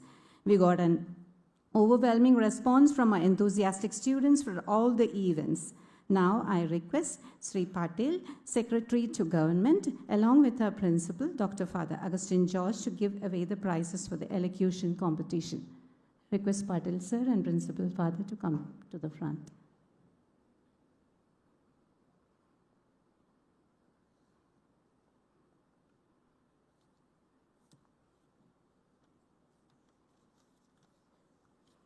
The third prize for elocution competition goes to Ms. Anu K. Raphael, BSc BTGE second year, with a cash prize of 1,000. I request the winners to come through this side and exit through the other side.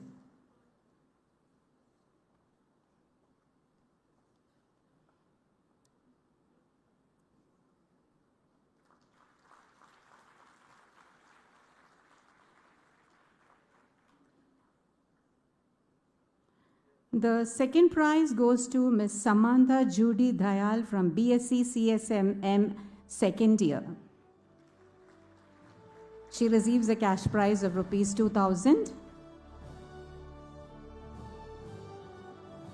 The participants delivered compelling speeches on the importance of incorporating natural, wholesome foods like millets into daily life, promoting sustainable food practices, and the role of food as medicine. The first prize goes to Ms. Srivalli GK from BSc BTGE second year with a cash prize of Rs 3,000.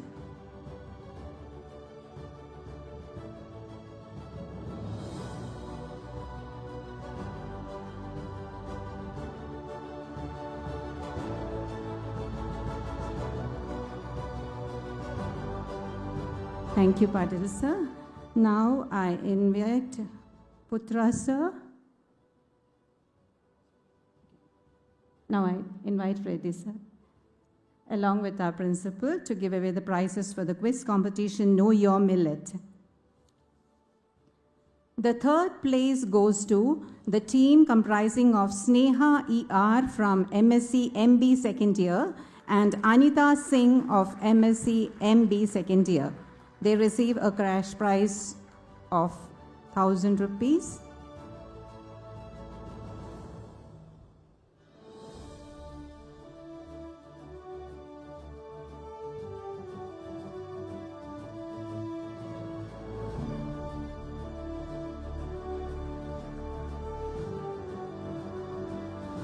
The second prize goes to Ms. Eunice Achu Matthew from BSc MBGE third year, and Sania Johnson, BSc MBG third year.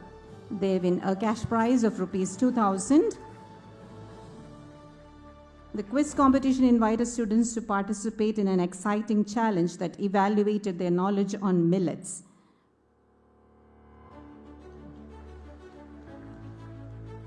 And the first place goes to Ms. Jovita Jose of BSc MBGE second year and Alan Kinnard of BSc BTGE third year.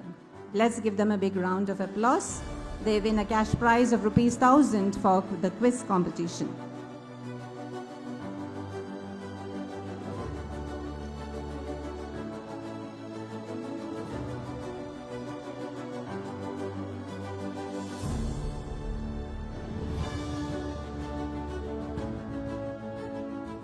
Thank you, Reddy sir. Now I invite Dr. Thane Joshi to give the prizes along. Now we have the prizes for the exhibition on millets competition. The third prize goes to Ms. Gauri Parvati KB from MSc Biotechnology, first year, and Anamika AR from MSc Biochemistry, first year.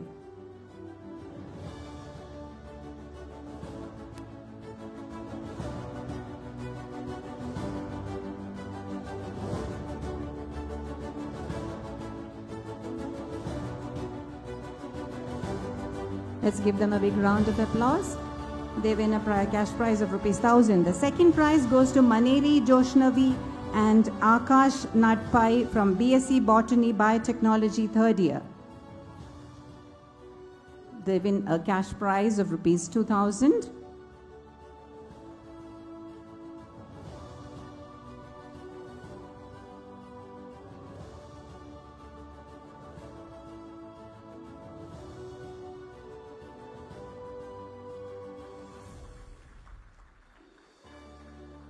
And the first prize goes to Mayank Bharati and Jessica Newton from BSc BTGE, third year. They win the first prize for the exhibition on millets competition. They win a cash prize of ₹3,000. Let's give a big round of applause for that innovative ideas from them.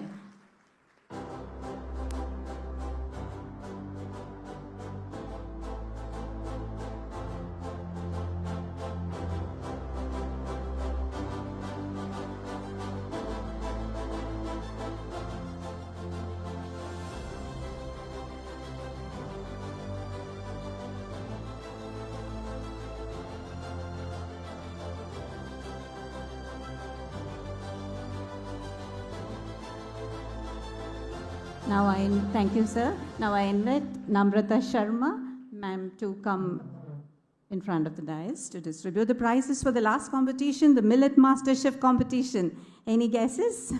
I think most of you would have invited the stalls. So for the third prize goes to Mayank Bharati and Deekona Jessica Newton from BSc BTGE, third year. I think they are winning the second prize now. They won for the exhibition also. Let's give a big round of applause to the third prize winners of Millet Master Chef competition.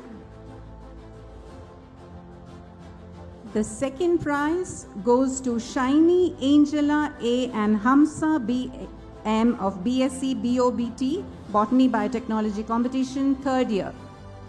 They win a prize of ₹2,000.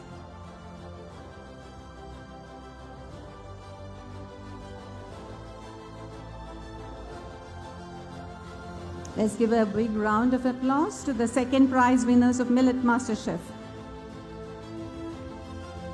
And the first prize goes to Tarun Kumar M and Tarun K of BSc BTBC Biotechnology Biochemistry combination, third year. Congratulations to all the winners. They deserve a much bigger round of applause.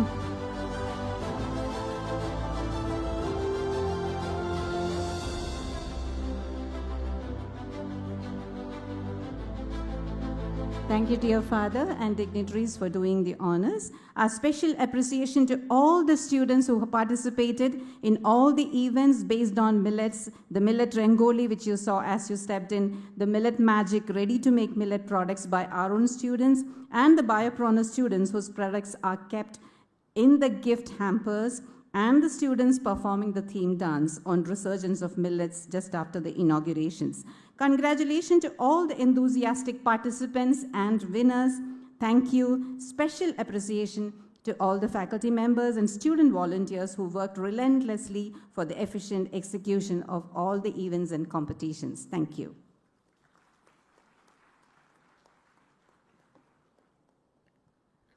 Thank you, ma'am, and once again, congratulations to dear students. Thank you is the best prayer that anyone could say. Thank you expresses extreme gratitude, humility, understanding. I cordially invite Dr. Callistus Jude, Dean, Faculty of Sciences, 𝐏𝐫𝐞 Jayanti College, to propose the vote of thanks.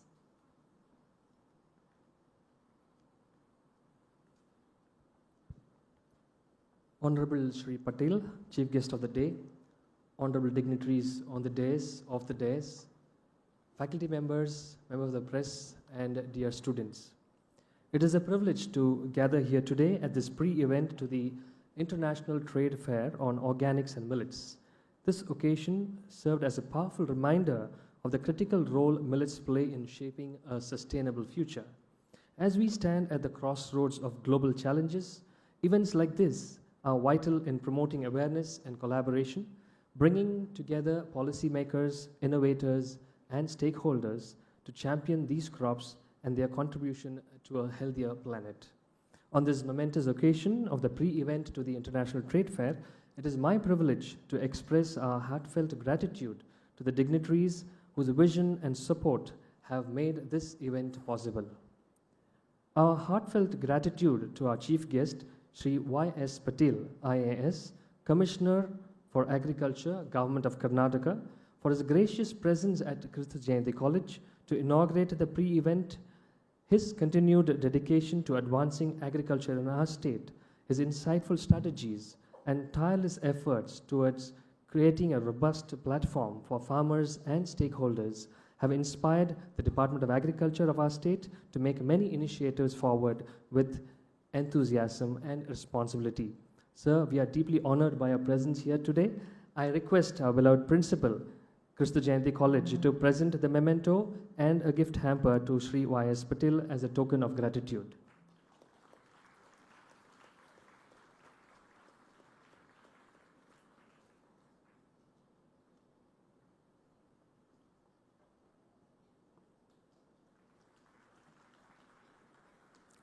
Our sincere thanks to Dr. Putra, Director, Department of Agriculture, Government of Karnataka, whose steadfast leadership, commitment to promoting sustainable agricultural practices, guidance, and proactive measures have been pivotal in fostering innovation and awareness in the field of agriculture. I request Dr. Vijayanand, Head, Department of Life Sciences, 𝐏𝐫𝐞-𝐄𝐯 College, to present the memento to Dr. Putra.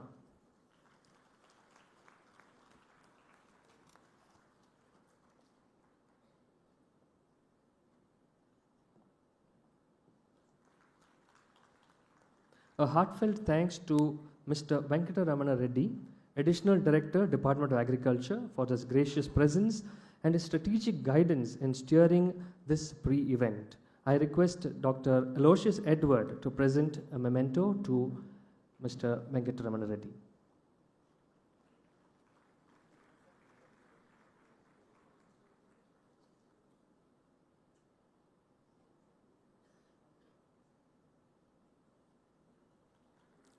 We extend our heartfelt gratitude to Dr. Tanay Joshi, Country Coordinator and Research Manager, India and Tanzania, and Scientist at the Department of International Cooperation. His inspiring presence at this inaugural ceremony has greatly enriched the event and ignited our collective vision for a sustainable and organic future. I request Dr. Sonia Angelin, Coordinator UG Programs in Life Sciences, to present the memento and the gift hamper to Mr. Dr. Tanay.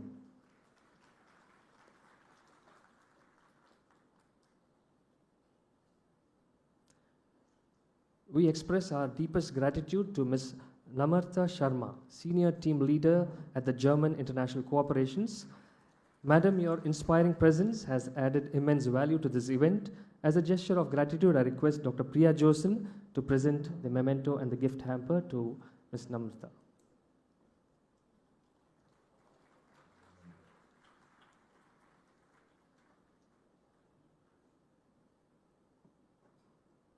Dear dignitaries, we are delighted to bring to your attention that this gift hamper presented with the memento has organic products by companies started by enterprising students of 𝐏𝐫𝐞-𝐄𝐯 College.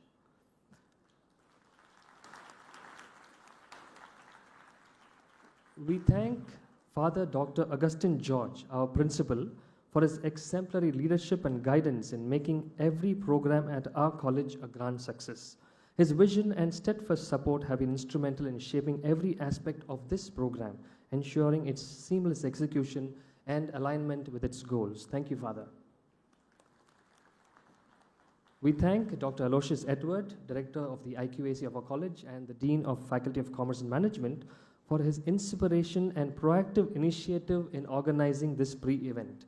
His guidance and dedication have been instrumental in bringing this event to fruition. Thank you, sir.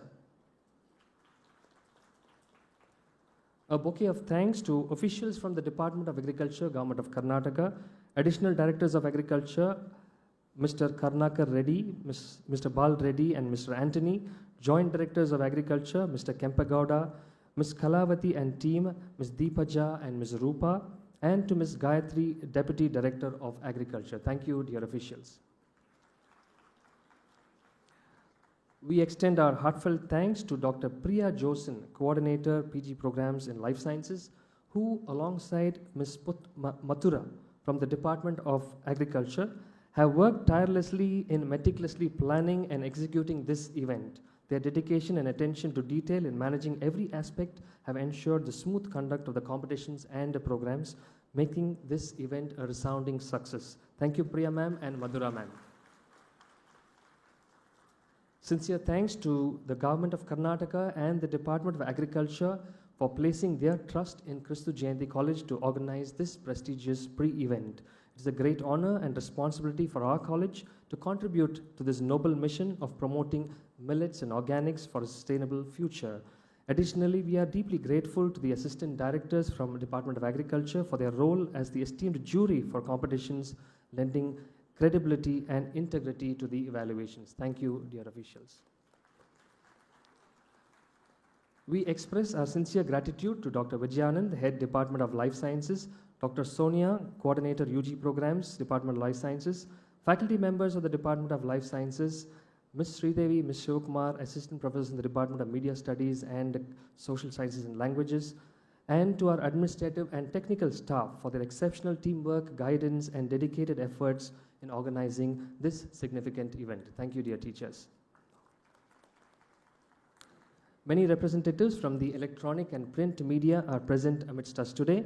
Dear members of the press, your efforts in bringing our initiatives to a wider audience are deeply appreciated. We thank you for your valuable presence and extensive coverage of this event. Thank you, dear press. We wholeheartedly thank all our dear students from the Departments of Life Sciences and the Department of Forensic Science for their active presence and enthusiasm which have brought energy to this event. A special note of appreciation goes to the students who took part in various competitions and those who are part of the organizing committee. Dear students, your efforts are truly commendable. Thank you. Once again, we thank everyone for your contributions which have significantly enriched this occasion and strengthened our collective efforts towards promoting sustainability through millets and organics. 𝐏𝐫𝐞-𝐄𝐯 College will continue to uphold the faith bestowed upon us, working towards making this initiative a sustainable one and a source of inspiration to all. Thank you. Sir has worked tirelessly to achieve this remarkable milestone. Your hard work behind the hoods has made this day a day to remember. Thank you, sir. As we come to the end of the inaugural program, let us all come together to honor our nation's spirit and pride. I request all the esteemed dignitaries and delegates to join together for the national anthem. 𝐿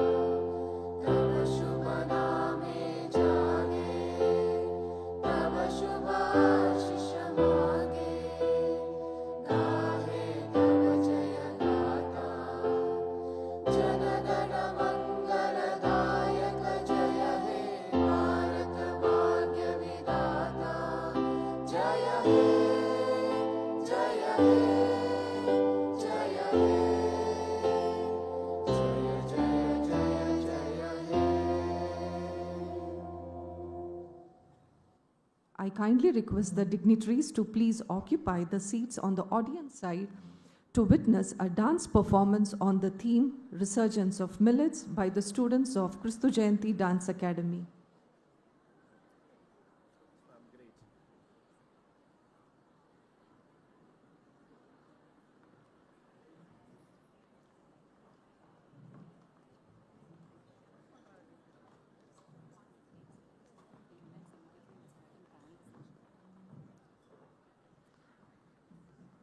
The upcoming theme dance will beautifully highlight the cultural, ecological, and nutritional importance of millets. The upcoming dynamic dance performance showcases cultural, ecological, and nutritional importance of millets. The theme, Celebrate the Return of Millets as Climate Resilient, Nutritious Superfoods Essential for Sustainable Living. The key messages conveyed through the dance are: millets as climate resilient crops for support sustainable farming. They are nutritious and vital for health and food security. Reviving millets is essential for environmental preservation and cultural heritage.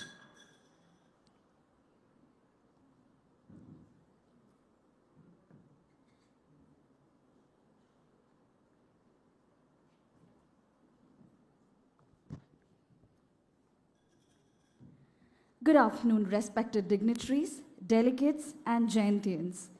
I, on behalf of 𝐏𝐫𝐞-𝐄𝐯 Dance Academy, invite you all to a thematic rendition of Resurgence of Millets by the Eastern team of the Academy. 𝐏𝐫𝐞-𝐄𝐯 Dance Academy is a family of 200 trained dancers practicing and performing various forms ranging from classical, Eastern, Western, and folk dance. Today, our dancers celebrate the bounty of millets and agriculture through a mesmerizing blend of traditional and contemporary movements. With every step, they weave a narrative of rural harmony and the beauty of nature, culminating in a stunning finale tribute to the farmers and the land. I hope you all enjoy the performance. Thank you.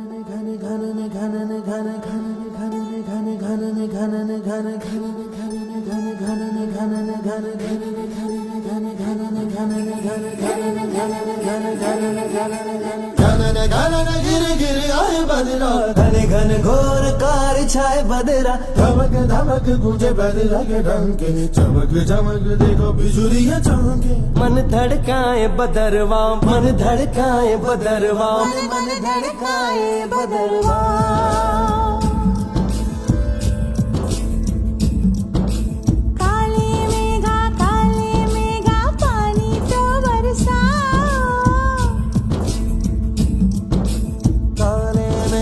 काले मेघा पानी तो बरसाओ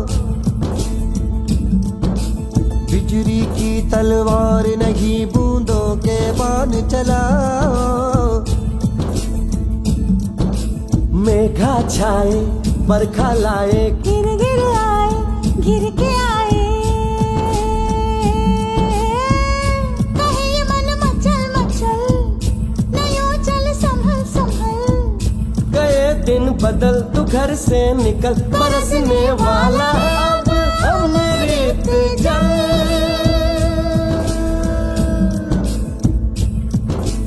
दुविधा के दिन बीत गए भैया मलहार सुनाओ घन घन घिर घिर आए बदरा घन घन घोर कार छाए बदरा धमक धमक गुजे बदरा के डंके चमक चमक देखो बिजुरियां चमके मन धड़काए बदरवा मन धड़काए बदरवा मन धड़काए बदरवा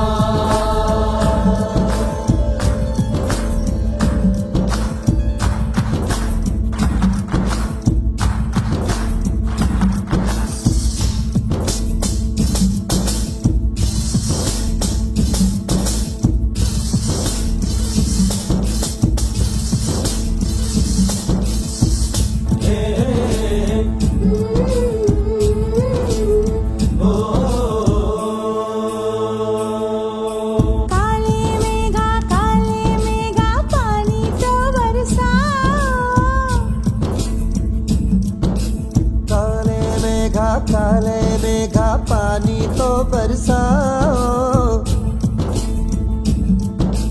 बिजली की तलवार नहीं बूंदों के बाण चलाओ मेघा छाए बरखा लाए गिर गिर आए गिर के आए कहे ये मन मचल मचल नयो चल संभल संभल गए दिन बदल तू घर से निकल बरसने वाला अब अमृत जल घनन घनन गिर गिर आए बदरा घन घन घोर घार छाए बदरा धमक धमक गुजे बदरा के डंके चमक चमक देखो घन घन घन घन घन घन घन घन घन घन घन घन घन घन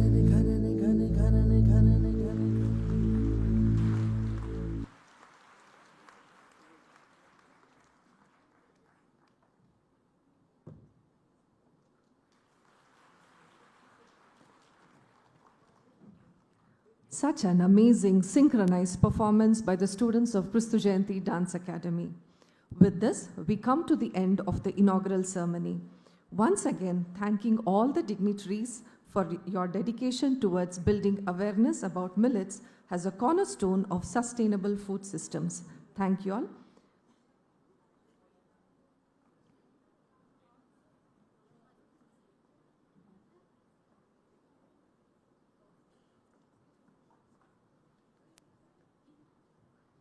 Kindly stand as the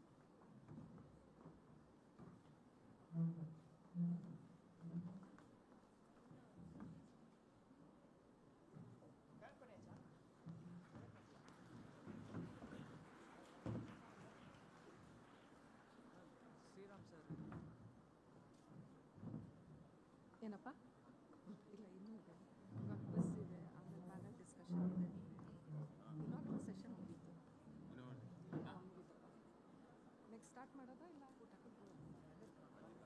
ಅಲ್ಲಪ್ಪ ನಾವು ರೆಡಿ ಇದ್ದೀವಿ ಮಾಡೋದಲ್ವಾ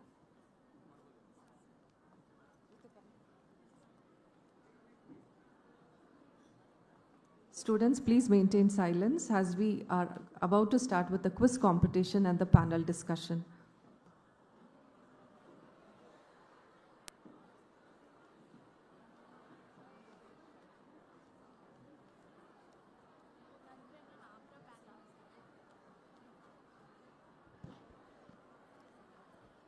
Good afternoon, students. Now, as we transition to the next session, let's keep the energy going with something exciting and engaging, a quiz. But not just any quiz, this is a special awareness quiz on organics and millets. This is your chance to showcase your knowledge, learn some fun facts, and win some sweet prizes, quite literally. Yes, we have chocolates for our amazing audience participants who answer correctly. And to take us through this fun and informative session, we have an enthusiastic in-house quiz master who is ready to test your knowledge. Everyone, please give a warm welcome to Mr. Raymond from first year PG Biotechnology. Raymond, the stage is all yours. Dear students, you have to be seated. We are having the panel discussion now. Okay, your classes will resume after lunch break. We will be giving you lunch break after the panel discussion. All the students are requested to be seated in the auditorium. All students are requested to be seated in the auditorium. You will be having your lunch break after the panel discussion. After that only classes will resume. So you need not hurry for that. I request the faculty members to see that the students are seated in the auditorium.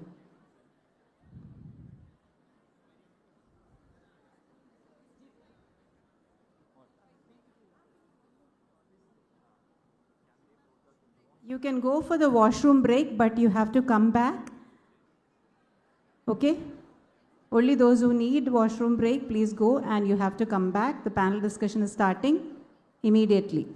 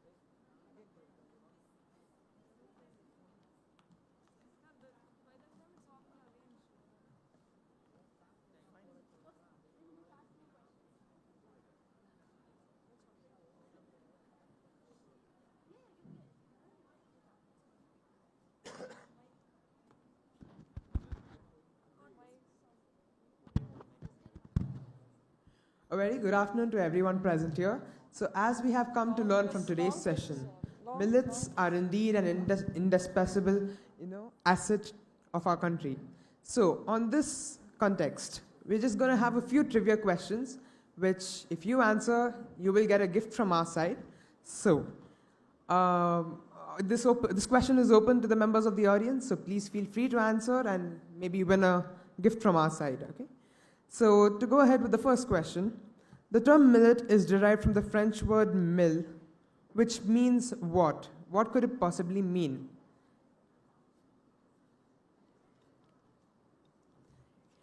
Please note, you'll have nothing to lose, but you'll have something to win always, so. It's the French word which means 1,000. Yes, that is the correct answer. Can we have a round of applause for her, please? Your name, miss? My name's Jasmine. Okay, Thank you, can we Raymond. have a round of applause for Jasmine, please?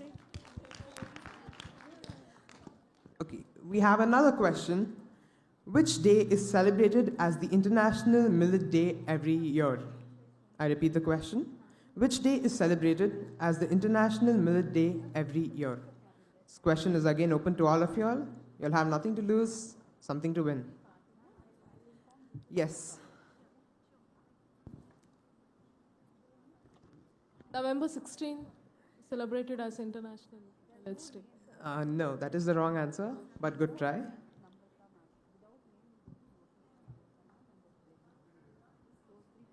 December 19th. Yes, absolutely right. December 19th is the correct answer. Your name, miss? Jewel. Congratulations. That's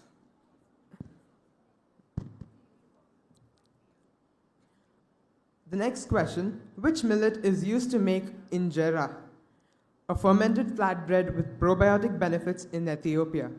If you all had paid attention to today's sessions, you all would be able to answer this. Which millet is used to make injera, a fermented flatbread with probiotic benefits in Ethiopia? Yes.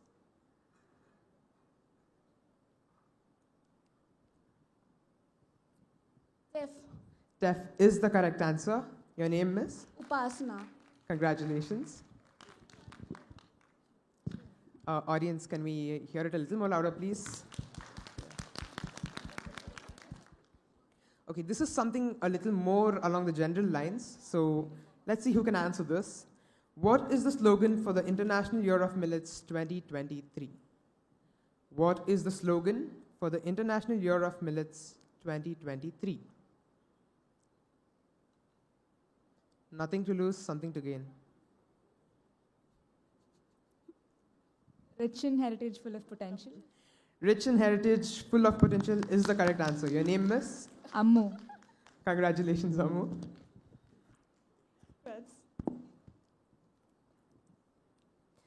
Coming to the last question.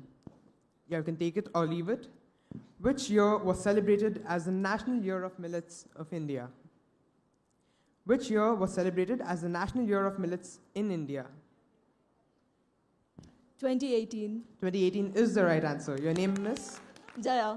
Congratulations, Jaya.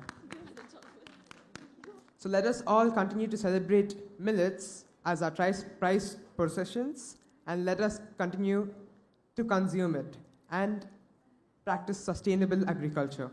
Thank you all. Have a nice day.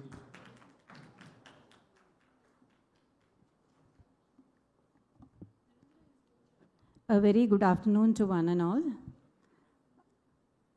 Since the program has got a bit delayed, our panel discussion also has got a bit delayed. I'm sorry for that. So we have decided to continue with the panel discussion now itself, so that after that we can go for the lunch. Is that okay with the panelists? Yeah, because otherwise again, it gets delayed. There are some panelists who have traveled early from home. So a very warm welcome to the most important event of the pre-event, to ITF 2025, the panel discussion on millets, the super grains for a sustainable future. Without much ado, I invite the moderator, Dr. A. Sundaravelli, to the dais. It is my pleasure to introduce you to Dr. A. Sundaravelli, who is the moderator for the panel discussion today.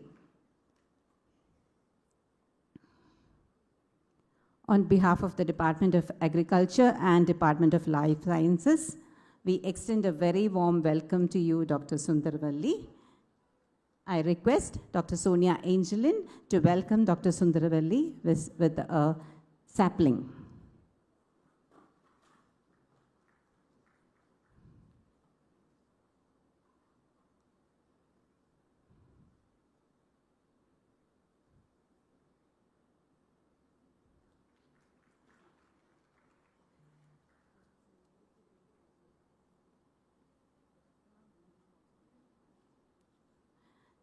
Let me introduce Dr. Sundaravelli. She's the Dean School of Natural and Applied Sciences, Mount Carmel College. She's a diabetic educator certified under National Diabetes Educator Program. She has started teaching in Mount Carmel College since 1997 and at present is serving as the Dean, School of Natural and Applied Sciences. Other designations include she was ex-convener of NSI, Nutrition Society of India, and she has taken up the major projects on osteoporosis and minor projects funded by the UGC.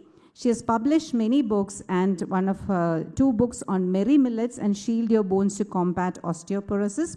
She is also the member of BOS and BOE, member of various universities, and she has organized conferences, seminars, and has been the resource person and organized panel discussion on resurgence of millets by My Plate, a pre-event to millets and organics. So she's a very popular figure because she has been organizing the panel discussion on millets for the past 3 years, from 2017 and 2018 also she was the organizing committee member, and that's the reason why she is the moderator for today's panel discussion.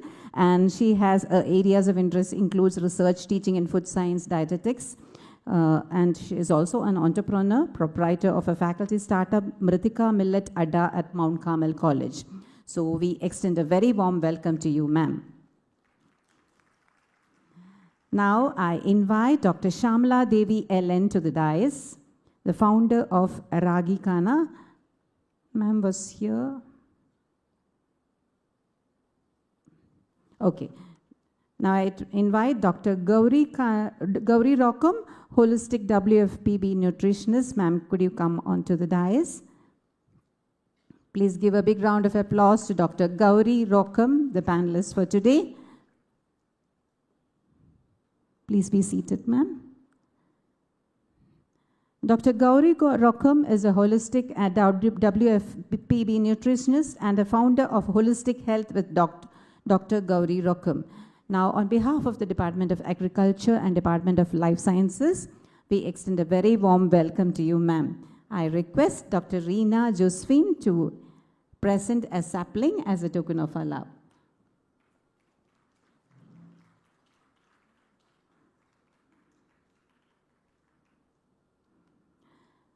To introduce her, our Dr. 𝐏𝐫𝐞.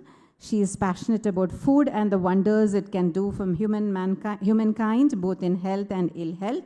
She has done a PhD in research on fresh coconut from Vyasa Yoga University, and she's completed her PG in food and nutrition. She's a member and certified nature cure therapist.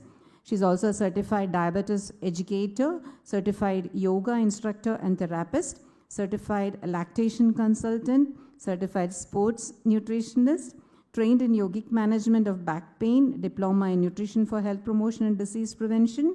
She is also a member of the Indian Dietetic Association. We are very glad to have you with us today, sir. Ma'am, a very warm welcome. Now I invite Dr. Shamla Devi LN, the panelist, to the dais. She is a founder of 𝐼𝐺𝐿. She is a senior social advisor, Rural Drinking Water and Sanitation Program. Let us give a big round of applause as we welcome Dr. Shamla Devi.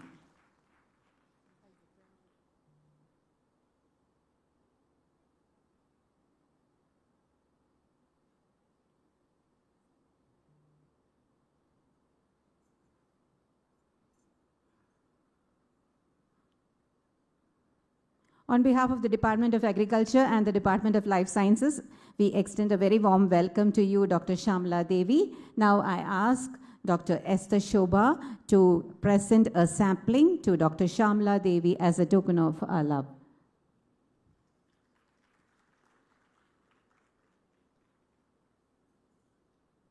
Hearty welcome, Dr. Shamla Devi, ma'am.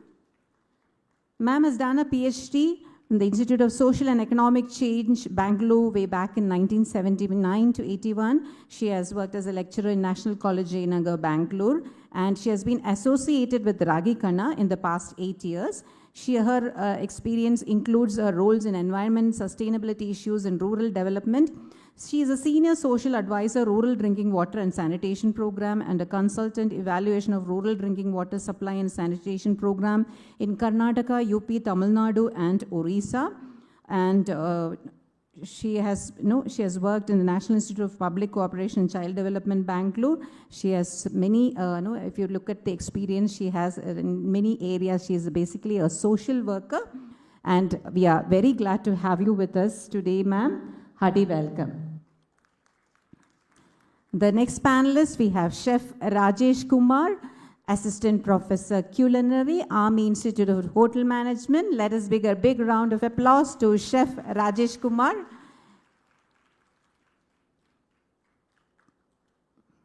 Please be seated, sir.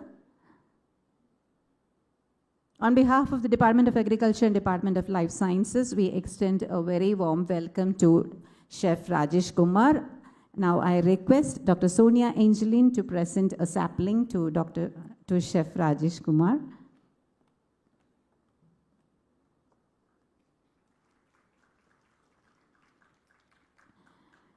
Chef Rajesh Kumar is a very humble person. I had asked him for the profile. He has sent me only 4 lines.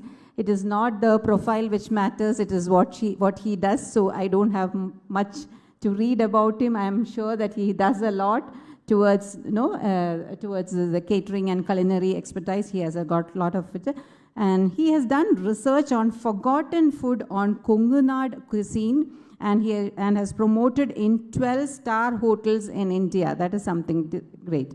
Okay, so he is something, he has done research on Nanjalnad cuisine and have got a grant money of lakhs of rupees. And he is currently pursuing his PhD on culinary tourism.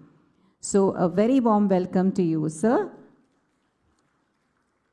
Now we have the next panelist, Ms. Yamuna Srinidhi, classical dancer and actress. May I invite you onto the dais, ma'am?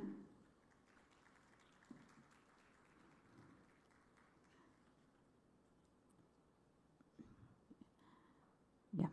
Please be seated. Now, on behalf of the Department of Life Sciences and Department of Agriculture, I request Dr. Chellaraj Emmanuel to present a sapling to Ms. Yamuna Srinidhi as a token of our love.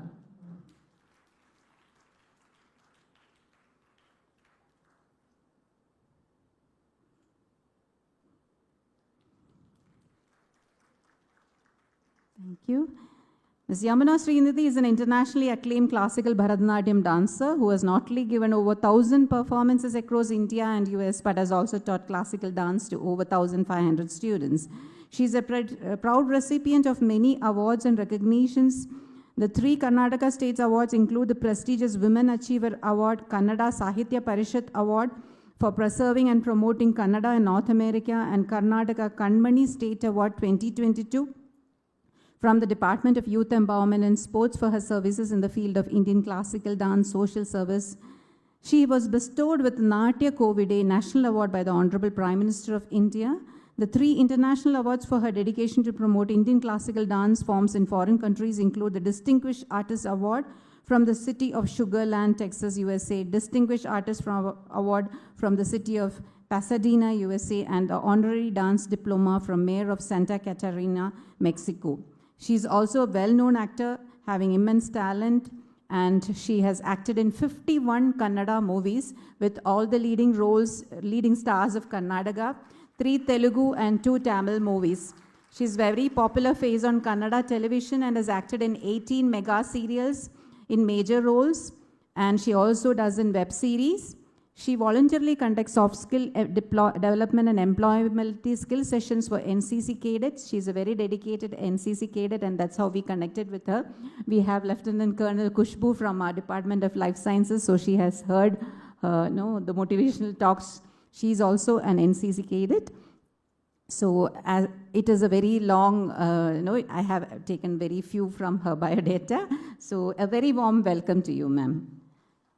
Now we have Srimati Shashikala Satyamurthy, organic farmer and founder, Ruha Sustainable Livelihood Foundation. May I request ma'am to come to the dais. Please be seated, ma'am. On behalf of Department of Agriculture and Department of Life Sciences, I request Dr. Esther Shobha to please present a sapling to Dr. Shashikala as a token of our love. Thank you, ma'am. Dr. Shashikala Satyamurthy is also a very humble person, organic farmer and founder, Ruha Sustainable Livelihood Foundation. She refused to give me any biodata to read. After so much of compulsion, she has given me this. Okay, so Shashikala Satyamurthy, ma'am, has served in the National Institute of Design as coordinator, outreach program, and later as deputy registrar academics. Post-retirement, established the Ruha Foundation in 2022, a non-profit organization which is located in Ramanagara district. And Ruha Sustainable Livelihood Foundation is making an effort to encourage organic cultivation by connecting farmers to consumers, and the main objective is to provide opportunities to develop skills of communities with emphasis on agricultural-based activities, handcrafts, skills, and traditional wisdom of communities. A very warm welcome to you, ma'am. Now I invite Mrs. Daphne M. Ballin, Chief Dietitian, Bangalore Baptist Hospital. Request you to come onto the dais, ma'am.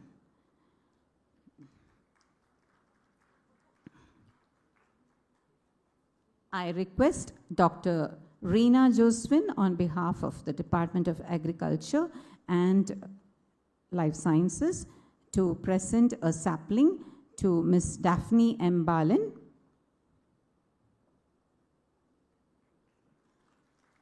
Ms. Daphne is presently working as a chief dietitian at Bangalore Baptist Hospital. She has more than 20 years of experience as a clinical dietitian. She is actually presently working as a joint secretary of the Indian Dietetic Association Bangalore chapter. She is a registered dietitian board Bangalore chapter representative. Thank you, ma'am, and very warm welcome. Now I request Dr. Afsar Fatima, consultant endocrinologist, Bangalore Baptist Hospital, to come up on the dais. I request Madhura ma'am to hand over a sapling on behalf of the Department of Agriculture and Department of Life Sciences, 𝐏𝐫𝐞-𝐄𝐯 College. I request Ms. Madhura, Assistant Director from the Department of Agriculture, to hand over a sapling to Dr. Afsar Fatima. Dr. Afsar Fatima has done her MD and DM in endocrinology. She's currently the consultant endocrinologist at Bangalore Baptist Hospital. She has done her DM in endocrinology from Narayana Medical College, Andhra Pradesh.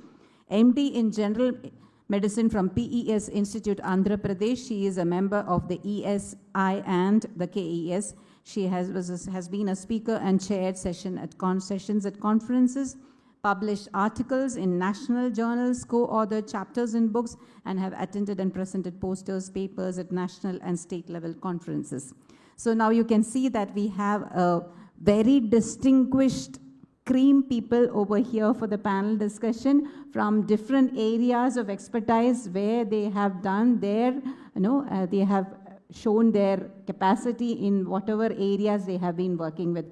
We are all grateful and very thankful for having you here. Now I hand over the mic to Dr. Sundaravalli, the moderator for today's panel discussion.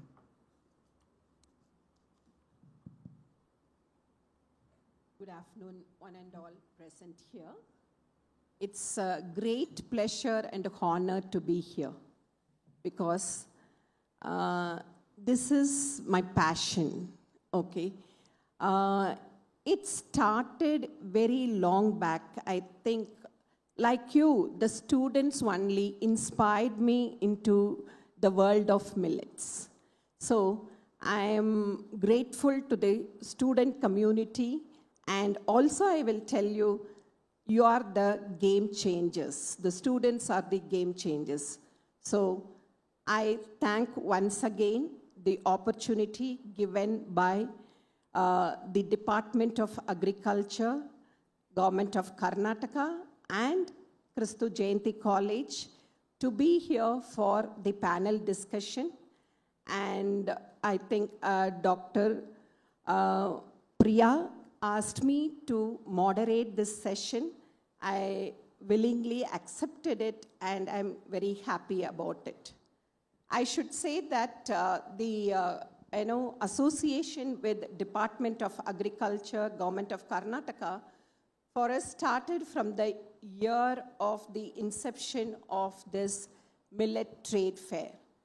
It started in the year 2017 as the National Trade Fair, and following by it 2018, 19, 23, 24, it is the International Trade Fair, and now it is the, again, 2025 also, it is the 6th International Trade Fair it is going to be on. So from Mount Carmel College. 5 years we have been associated with this, and we are very happy that it is, now 𝐏𝐫𝐞-𝐄𝐯 College is coordinating many events. This is, the knowledge is being spread to the younger generation. So the colleges are the biggest knowledge sharing platforms where the younger minds has to take in the many things like the indigenous forms of this country. I think the government of India is also bringing in a lot of efforts for IKS, that is Indian Knowledge System.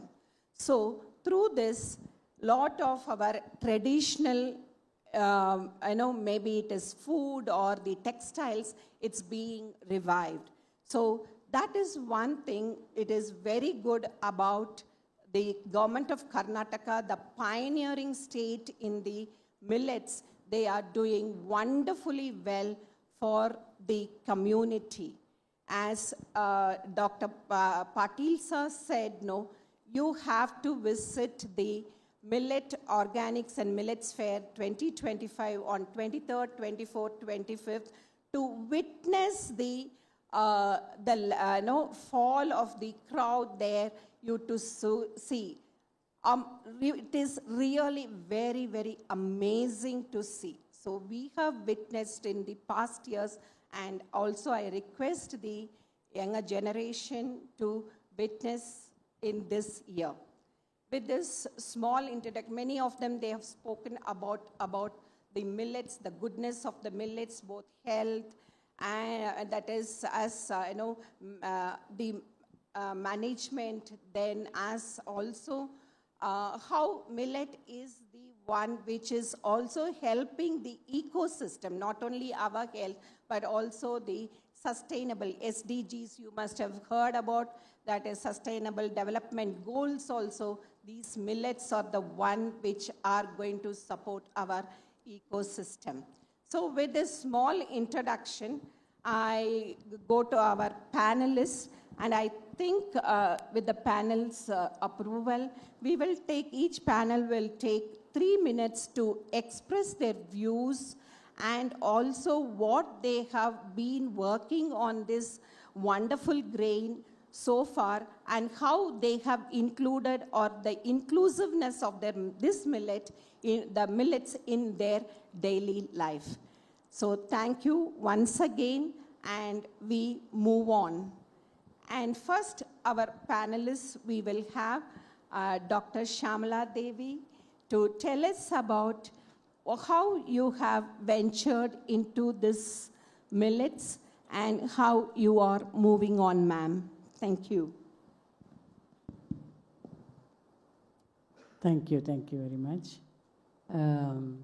In 3 minutes, I don't know what I can do, but it will be edited, shortened, and it will be mutilated, my story. I thought at least we will have 10 minutes to express our views, but 3 minutes is not justifying. See, today I am going to narrate story of 𝐼𝐺𝐭, birth and development, its objectives, activities. 𝐼𝐺𝐭 was born 8 years back in a lush green 20-acre farm to contribute something to society. The young and old, people who wanted to do something apart from their breadwinning occupations, was thinking, and Prasanna, a theater activist, gave an idea, why don't we start weekly sante, that is weekly market, where we provide space for people who do not have access to mainstream market. Those who make by hand, like potters, those who make baskets, those who, prepare clothes by handloom, those all those crafts you see in villages, they don't have space in the mainstream market. So we thought we will provide them the space where they can bring their products directly and sell. We also took the responsibility of giving publicity to these products, and parallelly we started having programs called Cultural Hub, where we have started having theater, music, workshops, experts come and talk about soil, water, you name it. We have all those things which are linked to sustainable livelihood. Then we wanted to give space to those people who do organic farming. So those people who have very less investment and less production also, so that it will not add to too much of production, then you market it, then people start holding it, and it will create waste problem. So linking all this, we had couple of objectives which were really the major objectives of 𝐼𝐺𝐾. The first objective was to link village and city. As you all know, there is so much of gap between village and city. Villagers are producers. City people are consumers and polluters. You know how many rivers we pollute, how much waste every day we, especially non-degradable waste. So all the landfills around Bangalore is full now. You know that also. So what we wanted to do, we want to convey this message to our city friends. So we started having lot of programs where practitioners, activists come and talk to people, come and play, theater, dance. For example, on this 26th Republic Day, we have a dance team come and perform on Constitution of India, with the content of Constitution of India. Like that, we have, for past 8 years, we have been conducting programs. We are providing space for people who do not have access to market, the mainstream market. So my time is over. Thank you.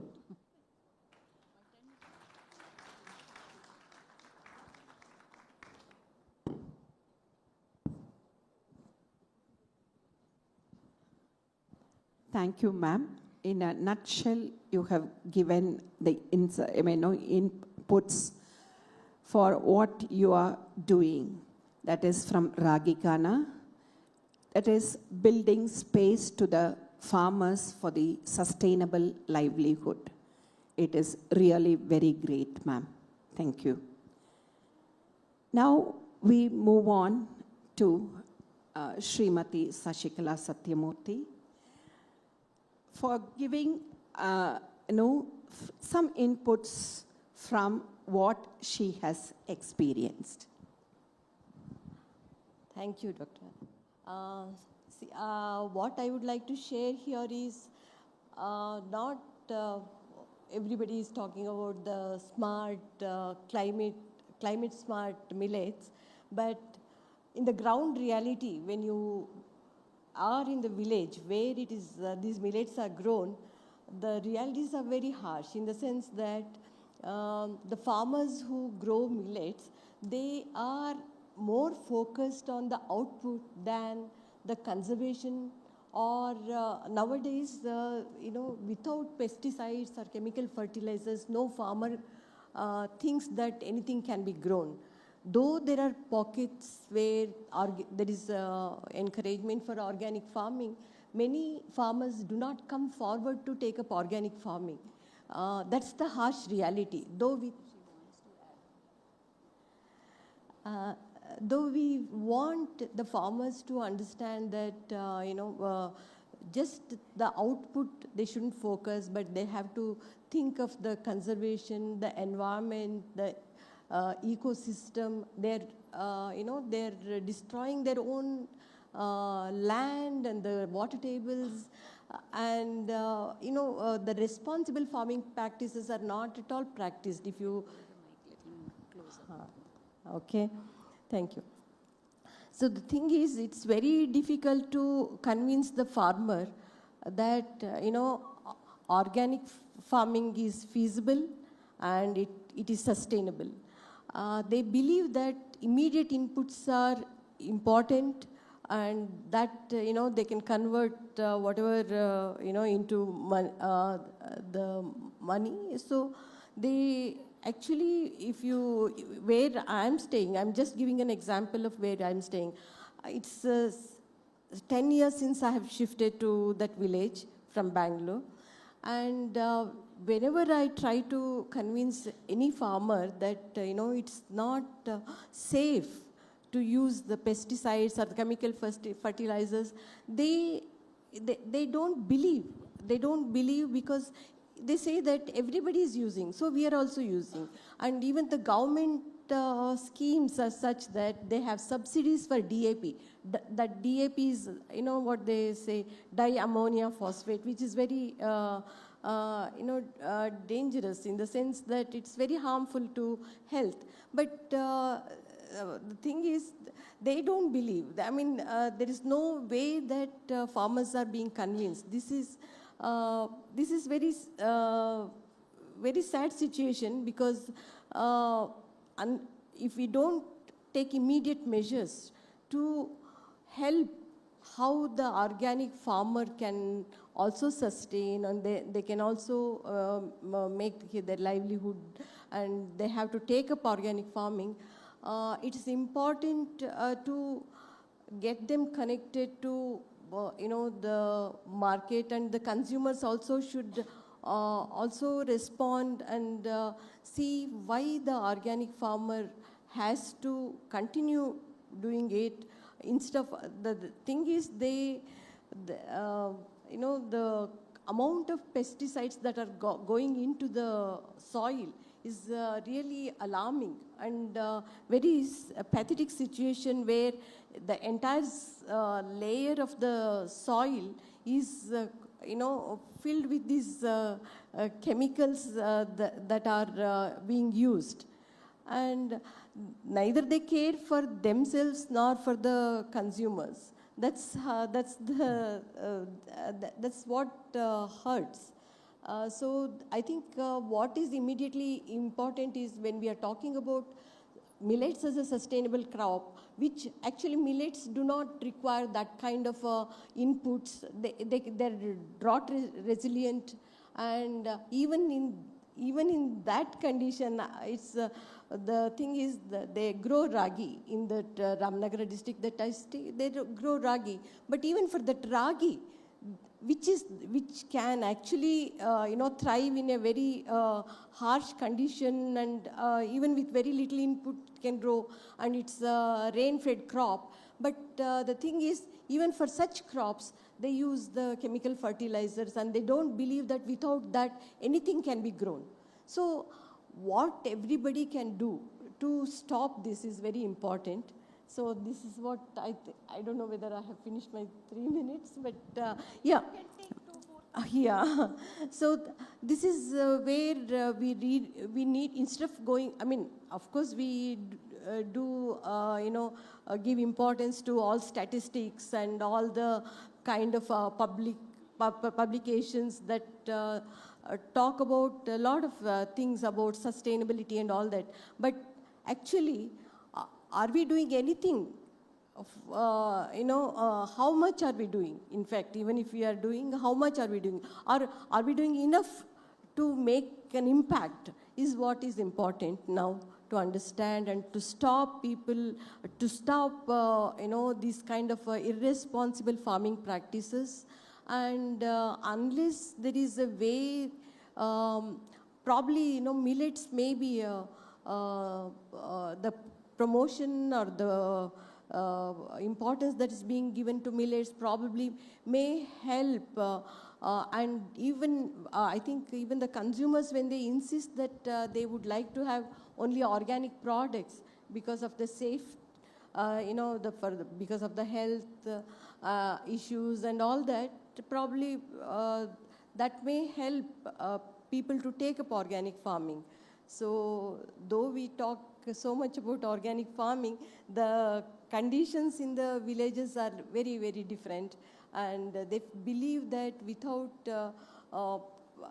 using the chemical fertilizers or pesticides, anything can be grown.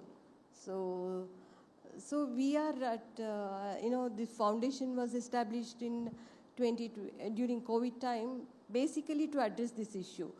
People from rural areas need not migrate to cities for their livelihood because of the food insecurity, because of their, livelihood insecurity. So we are trying to, make efforts to help them understand how these, irresponsible farming practices or whatever, using without thinking of the future, or even for their own children, whether they can leave their land that will help them to give them food. It's a big question. The thing is, nobody thinks that we have to think that far. What is immediate? What are the immediate returns? They are very important. So this is the situation. I think people need to understand, this one way these talks or the discussions or the efforts that are being made to promote all the sustainable, future is good, but we also need to address the real issues in the ground level. That's what I feel. And everybody has to take up the responsibility that at my level, what am I doing? How much, I'm helping to, for the sustainable environment, that we can leave it to our next generation or to ourselves, this is very important, I feel. Ma'am, I definitely agree. It is very difficult because I think the green revolution has made a very big impact on the soil. That is use of more of fertilizers and pesticides. And after the green revolution only, the millets have started reducing. That is, the production of the millets started reducing. And to make soil to agree for this organic, it is now taking a longer time to revive, because it is now that, as you said, the topsoil is with more of fertilizers and pesticides. Definitely, it will take a longer run. And those who are doing organic farming, they are doing, finding it very, very difficult, because to sell their produce also it is very difficult. And also, there is always a mindset among the common man also, when they say organic, whether it is really organic or not organic. This has been there in many of the common people. Ma'am, you would like to add anything to this? Yeah, I want to make an announcement. On 12th of January, that is day after tomorrow, 𝐏𝐫𝐞 is celebrating Mahila Raita Sankranti. That is, women farmers. When you say farmer, we all get a picture with man with a bullock and plow. Women is nowhere. We don't even get the picture of women when we say farmers. In fact, women are the inventors of agriculture. I just want to make an announcement today. And more than 60% of the operations, agricultural operations, are done by women. And the processing And the expertise of selection of seeds, planting it, weeding, transplantation, and kana, that is post-harvest activities, are all done by women. But none of that is counted as work at all. That is because women's work is taken for granted. Women's work is underpaid and unpaid. So women's work is, invisible. That is what we call invisible. On 12th, we especially want to celebrate women's contribution to agriculture. Since Sankranti is a harvest festival, we thought we combine these two, women's farmer and harvest festival. So women from different parts of the state coming, especially women who have made outstanding contribution to agriculture.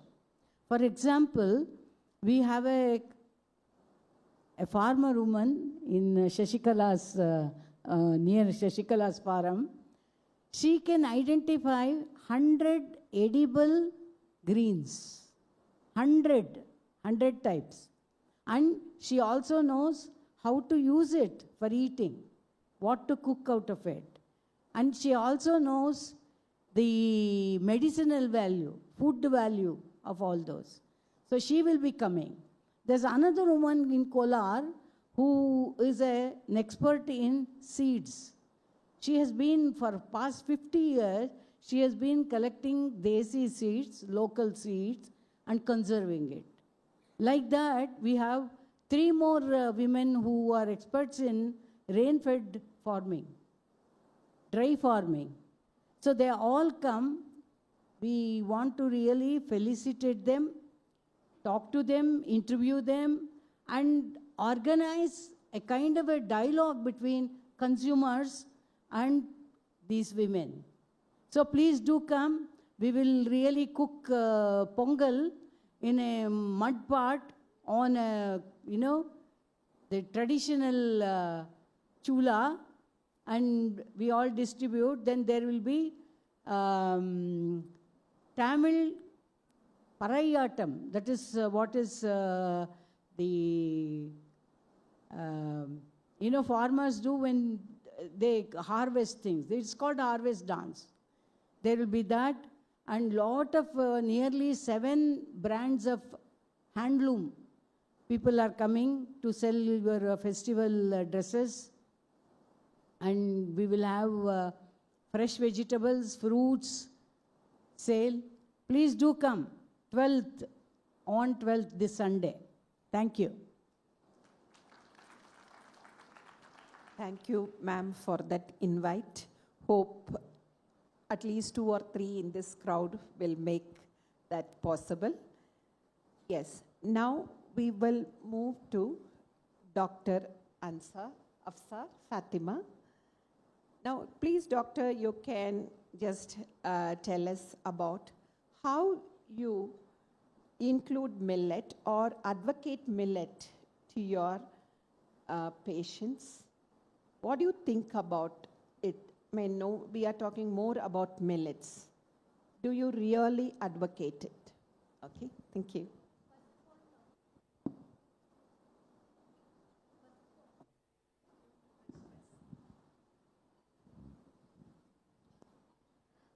First of all, I thank 𝐏𝐫𝐞-𝐄𝐯 College for having me here, and I am really honored to be seated among such a great panelists. So that is the time when we used to screen for diabetes and all, but it's not the same now. Even a 12-year kid is coming with obesity. His weight is somewhere around 80s, and the parents are not much concerned because they feel he's healthy. Okay, so not only that, we are seeing diabetes at the age of 15, 16, which is type 2 diabetes, and also PCOD occurring as young as 18 years, and all other cardiac issues, strokes coming in the teens. So this is the problem statement why we should be worried about the grassroots level of treatment. Now, the grassroots level of treatment does not include medicines. It is the nutrition and the lifestyle. So nutrition is the basement of any treatment. So that is is why we have to focus and rethink about the plate which we are eating nowadays. So as an Indian plate, we would just fill it up with cereals, and why not go for the best cereal which is available? So millets were there from the long time. India is a great hub. Like since morning, we have been discussing a lot about the millets which are grown in India. So why it has to come back is what I feel. So the adaptability of millets, especially in India, because we are thin fat Indians. So though we are very lean, we have lot of organ fat, liver fat, cardiac fat, renal fat. That is the reason why we are falling to more diseases at a younger age. So not only that, so as an audience who has participated in the quiz and lot of wonderful presentations outside, you will know the nutritive content of millet, so I won't be going towards that. So role of health. So millet has that carbohydrate which has very low glycemic index and glycemic load. The moment you consume a millet, it digests very slowly, so your sugar won't spike, which happens frequently with a polished rice or polished any other cereal. So that way it's a very good option in diabetics, and also it's a very good source of insoluble fiber, which is a food for your gut. And when your gut is good, ultimately many other organs which are linked to your gut, and this is a topic which is under a lot of research. So many other issues in the body which are linked to your gut also come down.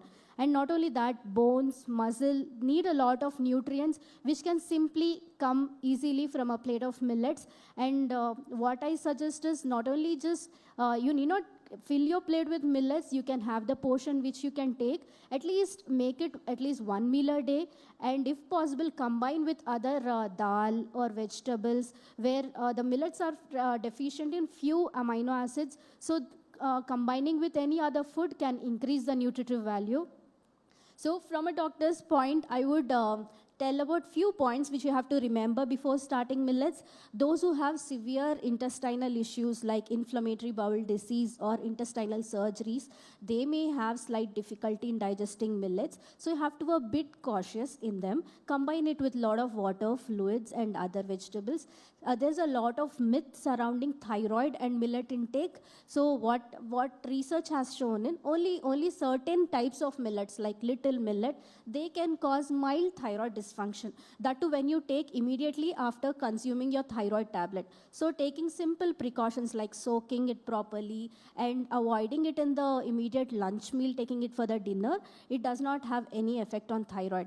And kidney failure patients, they have a special diet. So millets are packed with phosphorus, potassium, and calcium. So we may have to avoid certain millets like ragi in kidney patients. And also it break the monotony. There is not just ragi, there is not just foxtail millet. You have plenty of millets which are very good in fiber, niacin, B3, which have a multiple role. There is a need of lot of research. If somebody can afford, somebody has accessibility, somebody can give some time to look at their plate, I would definitely recommend millets. Thank you.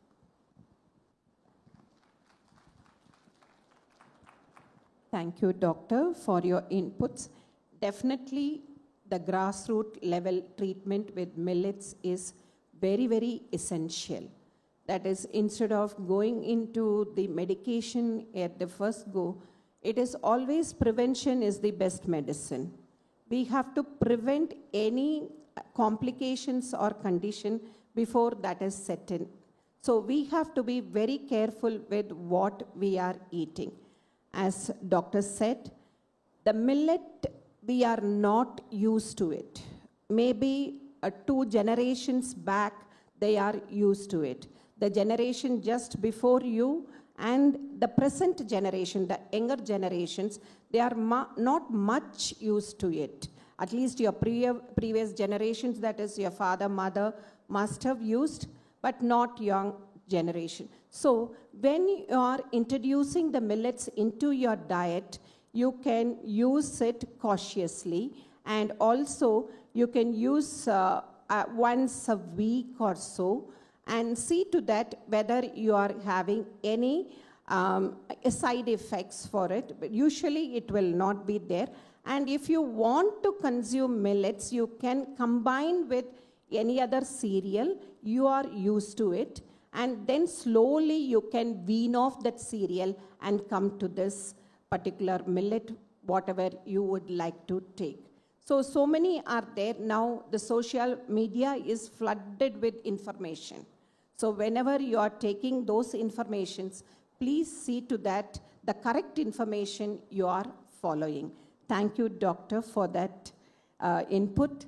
And followed by Doctor, I would like to take it from our dietitian also, Chief Dietitian, because more or less they'll all be speaking about the same. So, Ms. Daphne. I'm very grateful and privileged to be here. Thank you, 𝐏𝐫𝐞-𝐄𝐯 College, for inviting us. Even when I was given this opportunity, my first person to go to was Vali ma'am. So I'm messaging her and saying, Vali ma'am, tell me what I can look at. And then she said, see you on 10th, Daphne. So I'm glad to be here as my teacher, mentor, to be here with Vali ma'am, and to be here in 𝐏𝐫𝐞-𝐄𝐯 College. Yes, I'm the dietitian at Baptist Hospital, and I'm happy to be alongside Dr. Afsar because she will faithfully send patients to a dietitian. And diabetes especially, because of the endocrine, she will make sure patients see us. So the importance given to a diet should be recognized. Like she said, our food plate should be a standard. We are so used as Indians, as South Indians, to eat half a plate of rice or our cereal portion with a little bit of dals and a little bit of vegetable, maybe some curd. But we'll have papad and we may have pickle. So our food plate should be an ideal plate. So if you're maintaining that quarter portion of rice or chapati or now a millet. So millets, because of that's our topic of interest, millets should be in the same portion that you would eat any other cereal. Just because it's good, we should not overdo it. And we would recommend the millets mainly, like doctor said, for diabetes, celiac diseases, and also for obesity. Because patients come to us for even that. When a patient comes for a diet counseling for obesity, all they want to do is to get, those who want to do things like I want to build muscle, or there are those who just want to lose weight in 3 months, 6 months. But millets are good because of their high fiber content. They fill you so that you feel a feeling of fullness. The satiety value is very high. So even a little, the quarter portion will fill you much more than your rice. So if you can switch even that quarter portion to millets, even in obesity, it will work better because of its fiber content. And they were mentioning, we didn't come for the earlier sessions where there were talks, but they did mention that it helps to fight cancer. It helps to prevent from going from the pre-diabetic stage to the diabetic stage. And there are lots of studies that were done also in and around India and South India, and Vali ma'am has done many. So it is proven that the millets are good for these disease conditions. And I would ideally recommend, once you have weaned off the normal, you're not allergic, you're fine with the millets, not more than thrice a week would be ideal. That is, even studies have proven that. So thrice a week of millets once a day is the ideal. So your same portion of millets, thrice a week would be ideal for, and switch to it if you're having a gluten condition, because it is most of the cereals, the millets are gluten-free. And even in hypertension, it is recommended because of its its ability to prevent oxidation of the LDLs. So with that, I am privileged to work with patients who would listen if you tell them in a nice way to start on millets. So thank you for this opportunity again. Thank you, Ms. Daphne. I have a question for you. That is, do you include millets in your diet for the patients, what you are giving the inpatients. In the diet kitchen? Diet kitchen. No, that's another thing I wrote down. Adaptability, as doctor said, is very, very difficult. I'm sure if we started a forced menu in a hostel saying once a day there's millet, there will be an initial thing. So very few patients ask for it, and then it's done. Maybe fox millet, khichdi, once in a way. Patients who ask for it get it. The moment you put it in a menu, there is a lot of fight back, and you can't do it in a commercial setup. So individually in the OP, it works very well. IP, we have not done it as yet. I know Apollo Hospital has a cloud kitchen that has just millet cloud kitchen in Hyderabad, I think. Okay, thank you. Now, same line, I will go to our nutritionist, Dr. Gauri Rokkam. She has been doing a lot of, programs, awareness programs, and also she is a counselor, nutrition counselor. So can you give how you advocate this in your, practice? Thank you. Thank you so much. My respectful pranams to all the experts on the dais and each one of you of the dais.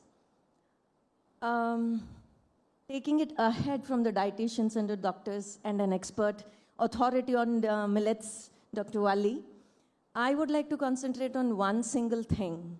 I work with patients who come to me on reversals. It's not just taking care of what problems they have, it is reversal.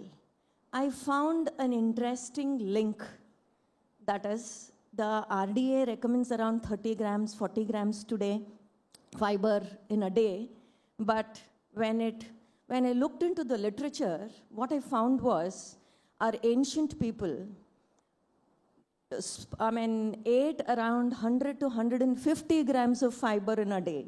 And that's how they were lean or disease-free. And my whole attempt was, how can I get my patients to eat closer to at least 90, 100 grams of fiber, where this magical effect happens of reversal of disease and disorders, right from obesity, cold to cancer. And I find millets to be wonderful because they are very high in fiber. Today's problem with all the illnesses we suffer from in the society is the deficiency of fiber, if I may say so. So, in the millets, even the whole rice, whole wheat, when you compare, there are 2-3 grams of fiber per 100 grams, but whereas when it comes to millets, it starts with 6, 8, 10, 12, 14, 16 grams of fiber when it comes to barnyard millet. So this fiber is the basis for reversal, whether it is when it is diabetes, obesity, as you were saying.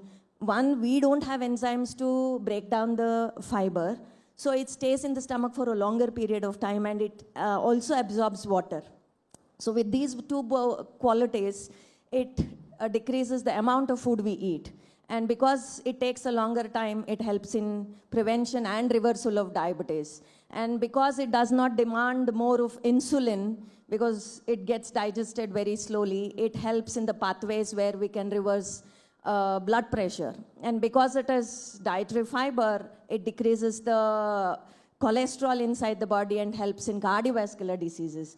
Because it has the capacity to hold on and absorb all the carcinogens, toxins, and the unwanted matter in the colon, it helps in all the gut disorders. So more or less all lifestyle disorders can be reversed in one single nutrient, that is the fiber. Of course, we all know, and you all know, that it is a nature's nutraceutical, and I think the more and more we can adopt them into our lifestyle, the more and more we can reverse our diseases. Thank you, Dr. Gauri. One thing I would took the point from you is the fiber. The fiber is very much required for our daily life. We have to get fiber because most of the foods what is available outside, it is all with refined cereals only, refined cereals.